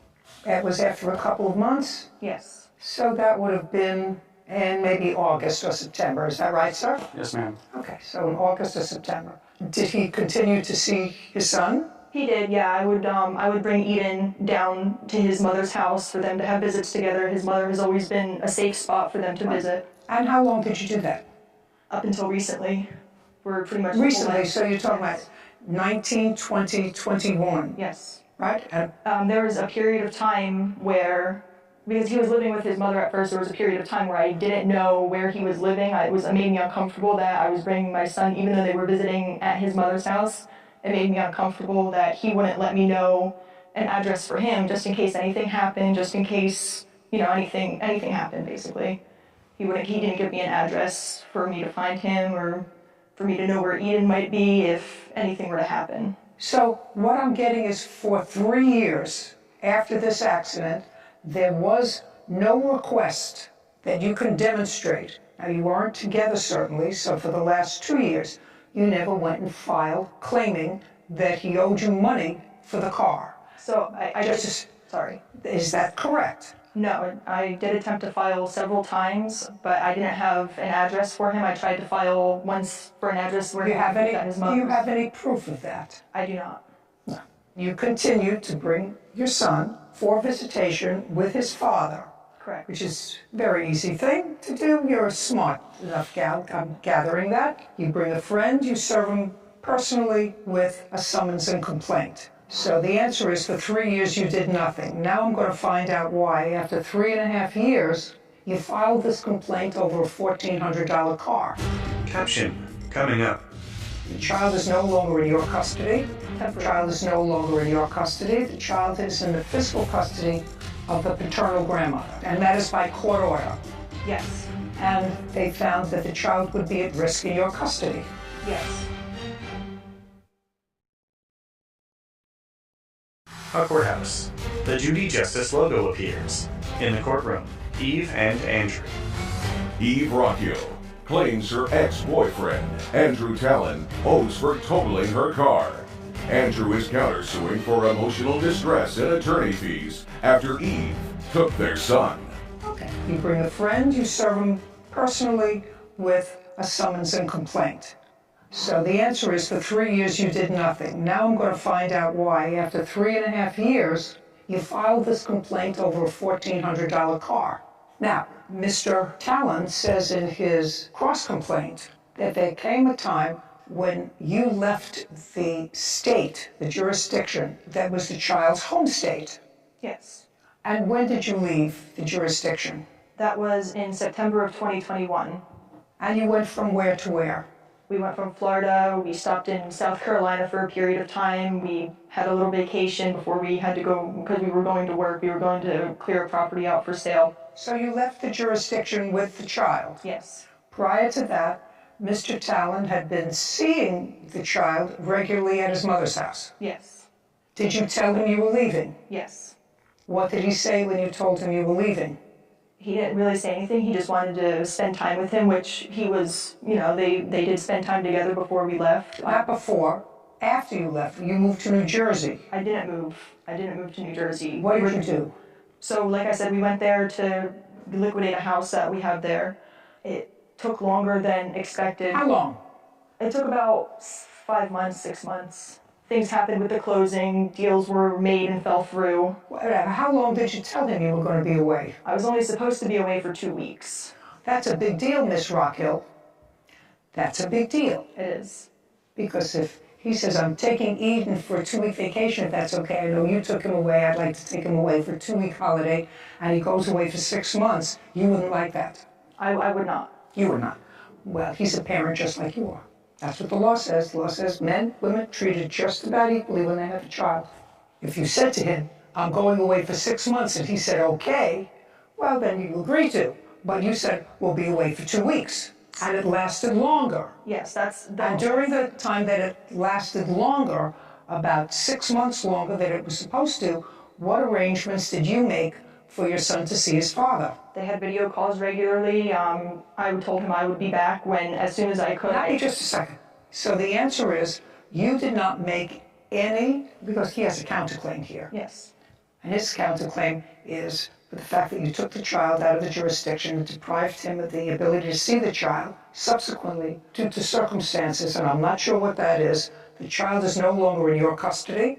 The child is no longer in your custody. The child is in the physical custody of the paternal grandmother. Is that correct? And that is by court order. Yes. The beginning of that process was made in what month and year? July of 2022. Was that a child protective proceeding? It was, yes. And I assume that if there was a child protective proceeding, that the court found that based upon whatever was alleged in the petition that was not brought by him, but by the Department of Social Services or Child Welfare Administration, they found that the child would be at risk in your custody. Yes. And as a result of that, they took the child into care. And this is also, because I've been here, this is my bread and butter. Instead of placing the child in a strange foster home, they placed the child with the defendant's mother. Correct. For how long a period? 18 months? Indefinite. There's no specified period of time. However, well, if the court is placing a child through the state, unless you relinquish your parental rights. Did you do that? No, I didn't. Okay. Unless you relinquish your parental rights or the court terminated your parental rights, they have to review this case periodically to see whether either one of you as parents are ready to assume custody of the child. Right? So when is this case going to be reviewed? I believe the next review is in February. February of this year? This year, correct, yes. That's a reasonable answer so that you do know. So that's the change in circumstance. Now, getting back, Ms. Rockhill, to what motivated you after 3 years, after you gave him permission to drive the car and he had an accident, and you made up this whole baloney story in your complaint that says, police arrested Andrew at the scene of the accident because I had previously filed a domestic abuse charge against him and there was a warrant. But you were living together during the time that there was this outstanding warrant. You were living together and conceived a child with him. The child was already conceived. He was already born at the time of the domestic violence altercation. In 2018? In the end of 2018, yes. He was born in August. The altercation happened in November. So he was very young. But you reunited and were living together with him as a family. Yes. Right. The police arrested Andrew on a domestic abuse charge and there was a warrant. When Andrew was released from jail, he disappeared. So that's what, just a second, that's what you say here. He disappeared. My car was fully paid off and I had no liability insurance. Andrew refused to pay for my total car and he refused to see our son. He moved and went into hiding. That's what you signed. That's your complaint. I tried to file the small claims case against him several times, but could not find his current address. Well, that's not true. You knew exactly where he was until you moved out of the jurisdiction to New Jersey for 6 months, because he had been regularly seeing his son at his mother's house. But he wasn't living at his mother's house. It doesn't make any difference. That's not what you say here. He may not have been living there. He may not have wanted you to know where he was living. He didn't, and that's well, that's okay. He doesn't have to tell you where he's living. Unless a judge orders him, he doesn't have to tell you where he's living. You were having visitation at his mother's house, so all of this stuff after the accident is all a bunch of baloney. Action coming up. So did there come a time when you were concerned that your son was using drugs? That's either a yes or a no. Yes. And was it at that time that you suggested she come and pick up Eden? I told her to pick him up from school. I didn't tell her to come pick up Eden and take off for 5 months. A courthouse. The Judy Justice logo appears. In the courtroom, Eve and Andrew. Eve Rockhill has accused her ex-boyfriend, Andrew Talon, of totaling her car. Andrew claims Eve kept him from seeing their son. You knew exactly where he was until you moved. I didn't, though. He was not living at his mother's house at the time. That was just a place that he was visiting with Eden that I would bring him to. Perfect. So you would set the terms of that, and the terms were that he could see the child even without a court order because he was his father and had lived with him after he got out of jail. Yes. Lived with him, but you don't say here, after he got out of jail. But I didn't put that. I don't think you have the case. He drove the car with your permission. You were living together as a couple. You have a child together. Your case is dismissed. Now, I want you to tell me, sir, you have a counterclaim for her kidnapping your son. She left the jurisdiction. You called Child Protective Services. Yes, ma'am. Tell me when you called Child Protective Services, because that's the reason that this lawsuit came about. The last time I saw him before she left to stay with him was September 19th. Me and my family went to SeaWorld, and she was supposed to meet me. She said when we dropped off that she was going to meet me in Tampa. And when I called her, she said that she was in Jacksonville. She lives in Ocala, so she was still 2 hours northeast of where she lived, and she wasn't in Tampa. So I just decided to take him home rather than argue. I took him home, and the house was just disgusting. Beer cans filled up in trash cans. The living conditions were troubling. Was there a neglect proceeding? For this, the baby. I had an interview with the caseworker, the investigator, initially. Were you there in court when your mother was granted? Yes? Yes, ma'am. Was Miss Rockhill? Yes, she was there too. You see your son regularly? Yes, ma'am. So the period of time when you did not see him was a 6-month period, is that right? That was the second time. Yeah, it happened the year prior. She did it before too, where she removed him from school. Since I moved home in 2019, we've shared custody periodically until she decides that she wants to take him and not allow me to see him or for whatever. I think it's a control thing, and this was the second time. My counterclaim is for the second time. How long was the first time? Roughly the same time, 5 months, 6 months. Where did you go the first time? I didn't go anywhere. I actually received a text from his mother, Angel, to come pick up Eden. Andrew was using drugs again, and come pick up Eden would be easiest to do it while he was at school to avoid potentially traumatizing Eden. Did you send that email? I did not send her an email, no. Not a text message. I sent her a text message. Okay, just a second. You're his mother. Come. You sent her a text message. That's not something that she would make up because I'm going to ask to see it. She's going to show me. So did there come a time when you were concerned that your son was using drugs? That's either a yes or a no. Yes. And was it at that time that you suggested she come and pick up Eden? I told her to pick him up from school.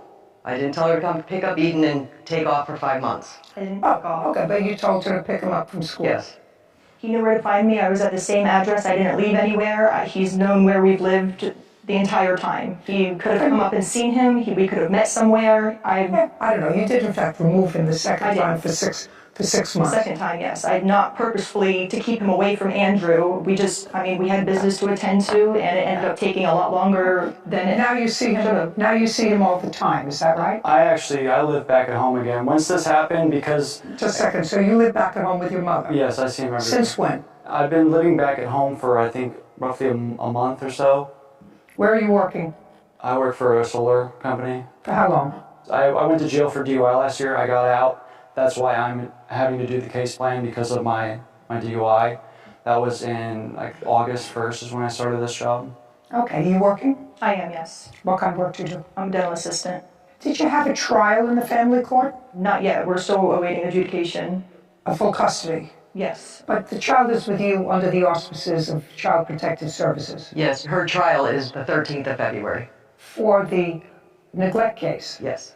Is that correct? You have a lawyer there? Yes, I do. Okay, good. Your case against the respondent for the damage to the car 3 years ago is dismissed. Likewise is your action against her for attorney's fees, the custody. Are you appearing in that custody case? I'm almost complete with my case plan. I will be there for that. Yes, ma'am. Good. So I suggest we not say anything nasty about each other, because there is always that strong probability that you're going to have to co-parent this child. It's never been a problem in the past. Good, very good. Case is dismissed. Thank you. This court is adjourned.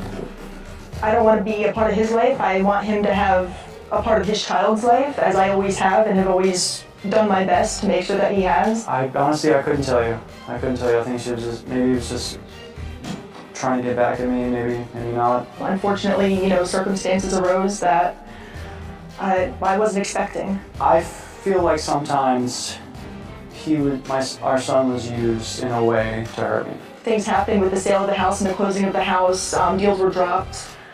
We were just trying to get rid of it, and it took longer than expected. It's hard to see the fighting and the, just the separation of the family. I was just worried. I was in mom mode, and I was worried because I know what he's capable of. I've been exposed to him while he was exhibiting behaviors that would be damaging and traumatizing to Eden. This is my past. I mean, it's true, I'm not the same person. But I just want to be the best parent I can be. I hope we can parent our son together. Sarah, there are lots of tentacles in that case. There were? Yeah. But if you try to take all those tentacles, then we really don't have jurisdiction over. I think that they said that custody is ongoing. Mm-hmm. If you remove all those tentacles, there was an accident 3 years ago, and despite the fact that she really knew where he was, where he could be served, because she regularly brought the child over to him, and he said that for a good part of that time she had 50-50 custody. Mm-hmm. She was perfectly comfortable with Eden staying with his paternal grandmother. Case was really about this car. Yeah. And he had an accident 3 years ago. They lived together, they slept together, they shared a child together, and now that he notified Child Protective Services of what he saw when he brought the child home, and she physically lost custody after an investigation, that's the motivation for filing this now. She waited too long. He had her permission to drove the car. As far as I'm concerned, the only person that I ever feel sorry for in these things is the kid. Title, Judy Justice. Are you having a family dispute? Go to judyjustice.tv. Now you have the pigs. I told him up front, I do not have the money to pay you right now. And you paid nothing.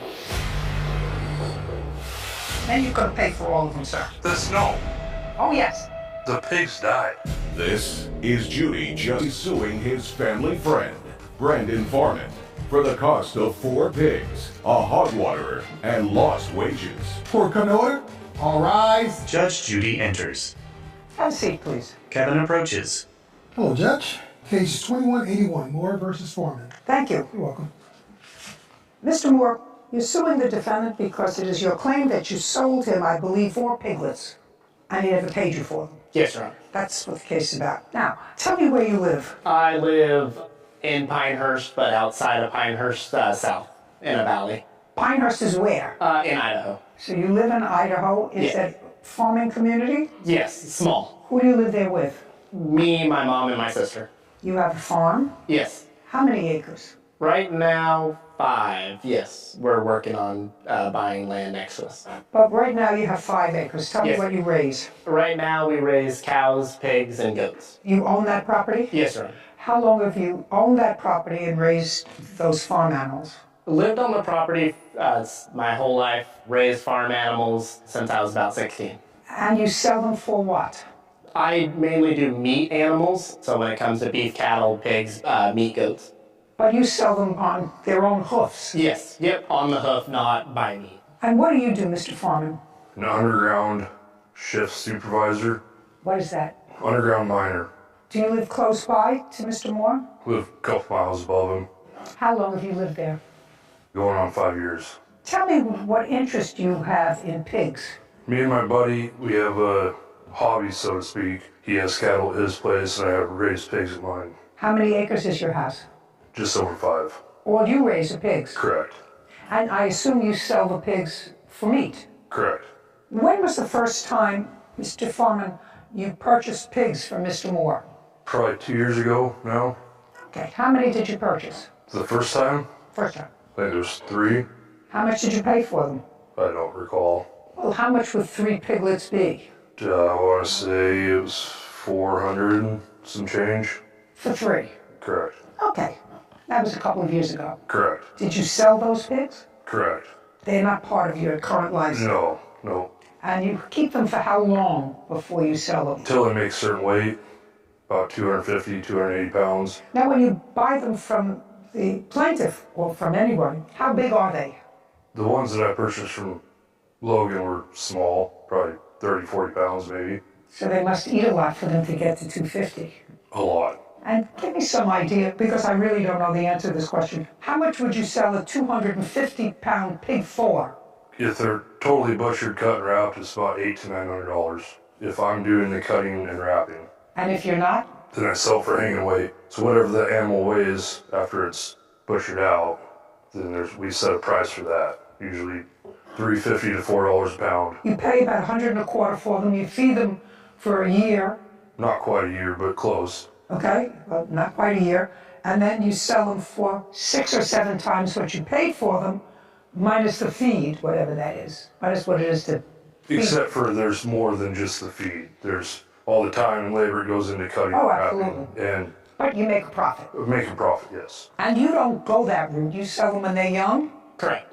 That's your business, to That sell is. them when they're young? Yes. Okay. So the first time Mr. Foreman bought from you, evidently things went well. Tell me about this most recent sale where there is an issue. Yes, so Brandon contacted me that I had 4 pigs available. Did you advertise that you had them available? I did not. I have a family member that works at a gas station that he goes to. She mentioned to him that I have pigs for sale. Is that how you found out? That is correct. Okay, go. That I had pigs for sale. And then he got my number from her. He contacted me, said that he is interested in my pigs. We set up a time for him to come meet and look at the pigs. What date? It was July 28th, 2022. Okay.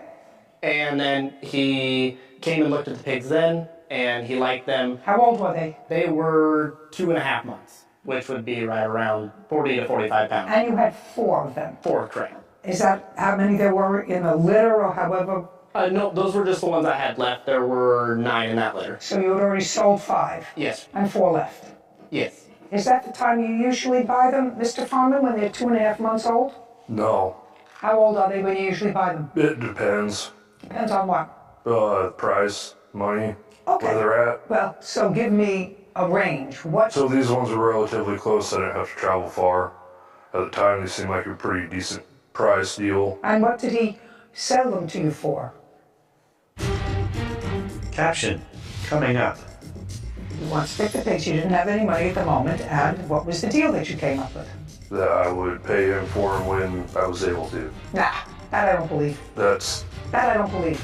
That is the truth. Then he's foolish, because when are you able to?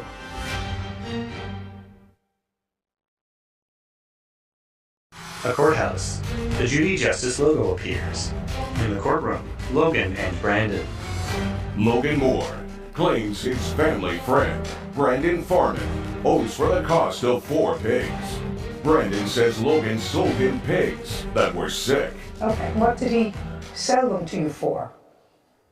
I believe for the 4 pigs and water, it was $7.20. 25, 4 pigs, and there was a water little machine that you also... No, it was just a plastic tote with nipples on it for the pigs that drink water out of. Okay. No machine, no nothing to it. So for $725, you got the 4 pigs and this machine. It's whatever. not a barrel. Whatever, a waterer, a hog waterer. Correct. Right. Anybody have a picture of that to show me? I do not. I'll have to use my imagination based upon Mr. Foreman's... Oh, you have a picture of it, sir? Your Honor. What? It was $740, $160 each for the pigs and then $100 for the water. Judge, I do not. I do not have a picture of the water. Okay. The water was like a 275-gallon tank with 4 nipples on the outside of it at the bottom that you can fill with water. Pigs drink out of the nipples easier than they do like a dish. Whatever. I get the picture. Okay. Now, let's say I take your number, Mr. Foreman, $725. You purchased the pigs on July 28th, 2022. Is that right? Correct. Did you pay him for them? At the time that I went and looked at the pigs, I told him up front, and plain as day, I do not have the money to pay you right now. Right off the bat, I don't have the money. But I was under the understanding from his relative that works at the gas station that he doesn't have the time. No. You can't tell me what the relative at the gas station told you. You went to see the pigs. I went to see the pigs. You went to see the pigs, Mr. Foreman, and you told me a moment ago, I said, how much were the pigs? And she's going to read back exactly what you said. You asked him, did you pay for them? And he said, at the time I went and looked at the pigs, I told him up front, plain as day, I do not have the money to pay you right now. Before that, there was something about $725. How much were they? And he said the whole thing. 4 pigs and a watering was $725. $720 for the pigs and the water machine. $720. $720. Oh, that's what you said. You said they were $720. That was the discussion when you went and looked at the pigs. Okay, you said I don't have money right now. Correct. And? So then we came up with a deal that... Look at me, don't look down. So you came up with a deal. You wanted to take the pigs on the watering thing. You wanted to take the pigs. You didn't have any money at the moment. And what was the deal that you came up with? That I would pay him for him when I was able to. Nah. That I don't believe. That I don't believe. That is the truth. Then he's foolish because when are you able to? When I was able to. What does that mean? That means you determine whether or not when and if you're going to pay for these things that you took? It depended on when I was able to have the money available. That was in July. Correct. You work in a mine. Correct. You work for a company? Correct. How long do you work for them? 3 years. You get paid annually or by the hour? Annually. And what's your pay annually? $90,000, give or take. Give or take a what? I get bonuses. Okay. You're going to get in the month of January at $10.99. How much did you earn last year with bonuses? I don't know. I haven't received my bonus yet. Oh, you haven't received it yet? Okay, so it's $90,000 base pay. Who else do you support? My wife and 5 children. What does your wife do? Stay-at-home mom. When was the last time you sold any pigs? It's been a while. How long? Month and year? It's been probably 6 months, 6, 7 months. Okay. How many did you sell? At the time, the last... 6 or 7 in the last 6 months. How many did you sell? 1 or 2. Well, I want you to think carefully. If you're on a salary and you have a wife and 5 children, then it's important if you make between $800 and $900 for each pig that you have. I want to know if it's 1 or 2. It was 2. And let's say I'm not going to take the higher figure, I'll take the lower figure. That's $1,600. You said between $800 and $900 each. That's $1,600 plus your income from your job. Unfortunately, that $800 to $900 that I get for a pig, that doesn't all go to me. I split that equally with the person that I cut with. The one that raises the cattle that I spoke about. I don't understand, sir. I have the shop. I have the space, the shop, the meat cooler, the room at my house to hang and cut animals. He comes up and he helps. We split it equally, right down the middle. So the $800 or $900, I don't get that. Just a second. He raises cattle. Correct. And you split his cattle with him, and you have pigs, and he splits the pigs with you. No. I let him use the shop and my meat cooler. The cattle's his deal, but he comes up and helps me cut and wrap the pigs. Oh, then he doesn't get half. That's baloney. That's baloney. If you raise them, you feed them, you pay for them. If he wraps them, you're not giving him half. In any event, you have a job. You have a $90,000 plus job. You made a commitment of $720 to the plaintiff to pay for his pigs, and you paid nothing. The pigs died. Just a second. I read that here. Tell me when the pigs died. Tell me the month and day the pigs died. Then you communicated with him. This pig died, that pig died, this pig died. I didn't communicate with him about when the pig died. Did you communicate with him at all. I'm sorry when he asked you for the money. Yes, I'm sorry. I was. Okay, when he said, where's my money? That was in what month?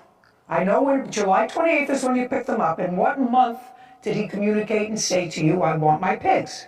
Or I want the money? Tell me. August. August what? One was August 16th, one was August 17th. Okay, so he communicated with you the 16th and the 17th of August. So by this time you've had the pigs at your place for about 2.5 weeks, from the 28th to the 16th or the 17th of July. And the first one had already died in that. Just a second. During that time, now when did the first pig die? A week and 3 days after I got home. Did you tell him? No. Then you're going to pay for all of them, sir. What? You're going to pay for all of them. No. Oh, yes. Caption coming up. Just show me that you said to him, one got sick, it died. I'm afraid for the others, so I just assume give them back to you and cancel this whole deal. Show me! I offered multiple times to take the pigs back to him and the water. Just show me.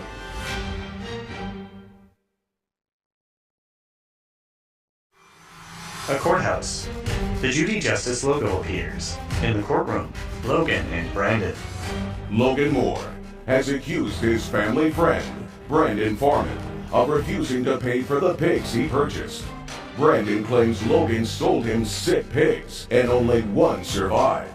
Go ahead. So if you went to the grocery store and you bought a bag of apples, and the apples are rotten in the middle, but the outside looked fine, you would still pay for those and just be content I'm with going them? to give you the different example, sir, not apples. I'm going to give you an example with puppies, which I have here all the time. Your pigs were not sold to you with any health guarantee. Let's start there. Dogs, cats, animals, pet animals are usually sold through a breeder or somebody that you buy from. You have a contract that says, take the dog or the cat to the vet within the next 3 days or the next 24 hours or 48 hours. Any health deficiency in the cat or dog, we will either refund your money or give you a new cat or a new dog at the discretion of either the buyer or the seller. That's what happens. Now, you had the animals at your place for 2 weeks, and I assume you have other animals. Just assume you have other animals. I had other pigs at the time. Just assume you have other animals, and I also assume that you have no vet report. I do. I'd like to see it. Brandon hands a document to Kevin, who brings it to Judy. She reviews it. This isn't a vet report. It's the bill. I don't care about a bill, I want a report. I don't have a report, I have a bill. Then so you're going to pay him his $720. You're going to pay him $720. I don't care what the bill was. How does he know? How do I know what the pig picked up, the one that died, at your place over the course of a week and a half? What you said to me was, you took the pigs and said, I'll pay him when I can. Now they're yours. So I had other pigs at the time, full-grown pigs, that were ready to go. So then I brought these other piglets home. And then the one started getting sick, so then I had to separate the pigs. So then I had to spend all this time and money, giving them shots, trying to keep them healthy. And then I had to build a whole separate pen to contain them because I don't want to get the full-grown pigs getting whatever disease or whatever they had. Did you ever call the plaintiff when the first pig got sick and said, listen, this pig is sick, and I'm not sure about the other piglets that are here, and that's in the first 2 weeks. I'd like to return them to you. So he didn't have any babies at the time because he had sold 5. He had 9 in the whole litter or whatever they call it. Just show me that you said to him, one got sick, it died. I'm afraid for the others, so I just assume give them back to you and cancel this whole deal. Show me where you did that the first 2 weeks in August. When I first picked up those pigs, just show me. I don't have that. Sir, then what you're saying is unreasonable. It's not unreasonable. Why do I need to burden him with these sick pigs? But I'm not going to pay for a product that I don't get then you become the lawyer for the plaintiff, the lawyer for the defendant, and the judge. You said, I bought them, I didn't pay for them, but I shouldn't have to pay for them because now I had to build a whole separate pen, I had to separate them, and this is all without advising him. All without advising him and saying to him, listen, I didn't want to buy sick pigs. It looks as if these are sick pigs. I don't want the extra responsibility. I don't have the money right now. Take them back. Show me. I offered. Show me. I offered multiple times to take the pigs back to Show them me. and water. Show me. Show me within the first couple of weeks when one died, so you had to separate all of them. That's the first 2 weeks in August. That's all I want to see. Right here. I'd like to see, August please. 17th. Okay, great. The one in blue. Shh. I'm reading. Brandon hands a document to Kevin, who brings it to Judy. She reviews it. This doesn't say anything about sick pigs, sir. August 16th, 17th were the 2 dates you gave me. This was on August 17th. He says, do you have the money to me tomorrow, or I'm getting law enforcement involved? You don't say one of the pigs is sick. One of the pigs died. I'll bring them all back. You say, I'm working on getting you the money. But if this is how it is, then I will bring you back the pigs and all tonight. I have some blank coming up that has taken precedence in my finances. I'm sorry that this has been less than ideal, but this is where I am now. That doesn't say anything about pigs being sick, dying. It says, I have other things to do with my money now. That's what it says, right? But I clearly That's what offered it to says. bring Well, the pigs back. just a second. That's what it says. He didn't have a buyback agreement from you. Now you have the pigs. Whether they died or whether they didn't die or whether they got sick, you've had them. Now we're in January, August, September, October, November, December. We're in January. It's 6 months later. Judgment for the plaintiff in the amount of $720. Thank you very much. Court is adjourned. Outside the courtroom, Logan, then Brandon. Did not expect Brandon to mention sick pigs. They just wouldn't put on weight. They started not wanting to eat or drink anymore. Then they just got real skinny. No matter what I did or the vets did, He never told me. they ended up passing away. If it was sick, I would put them in a treated pen that I have that's actually on concrete where they cannot pick up any other diseases from the ground. Some kind of infection. And I make sure the animal is even safe for transport. I wasn't going to do the blood test on him to try to figure out. I honestly have done multiple payment plans with multiple farmers. I shouldn't have to pay. And I will do it in the future too. Got frustrated. I'm glad it's over. I don't have to chase my money anymore. Sarah and Judy. So I don't know a lot about pigs or farming or, or housing pigs, but I was really surprised at the profit margin that the defendant was explaining. If you buy the pigs at 40 pounds, not also great at math or word problem math questions, but if you buy a pig at 40 pounds for $160, you have to feed it all the way up to 280 pounds in order to sell it to anyone. You have to, I don't even want to think about how much food that requires to feed the pigs. But then your profit, even if he wasn't splitting it with whoever helps him cut and butcher the meat, is only $800 as a high figure. That seems like a very low profit margin to have pigs in your house and to have them in your backyard and build a pen with 5 kids. That just seems like a lot for a profit margin that I expected to be much higher. That's really labor-intensive work. It just blew my mind. Yeah, different part of the world. Different part of the world. So if you don't like that part of the world, then you go to law school. I guess. Or you become a podiatrist. Or you visit. Or you visit. You visit a farm. Hello, hi, how are you? She is my bedroom. Can you tell me? This is my work. She is sheet, his fabric stone.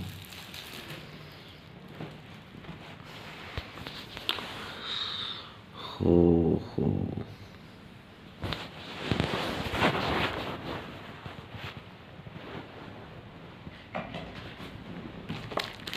Drink water, toys.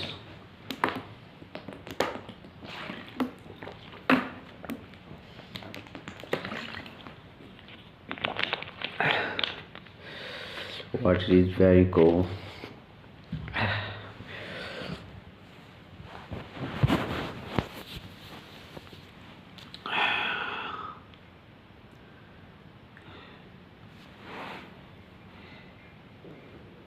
Is my hair on mouth, hairstyle, I am young boy. Oh.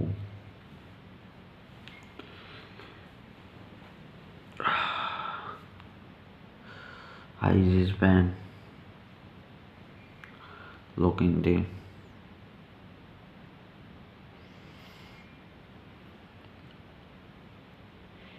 She's my tooth.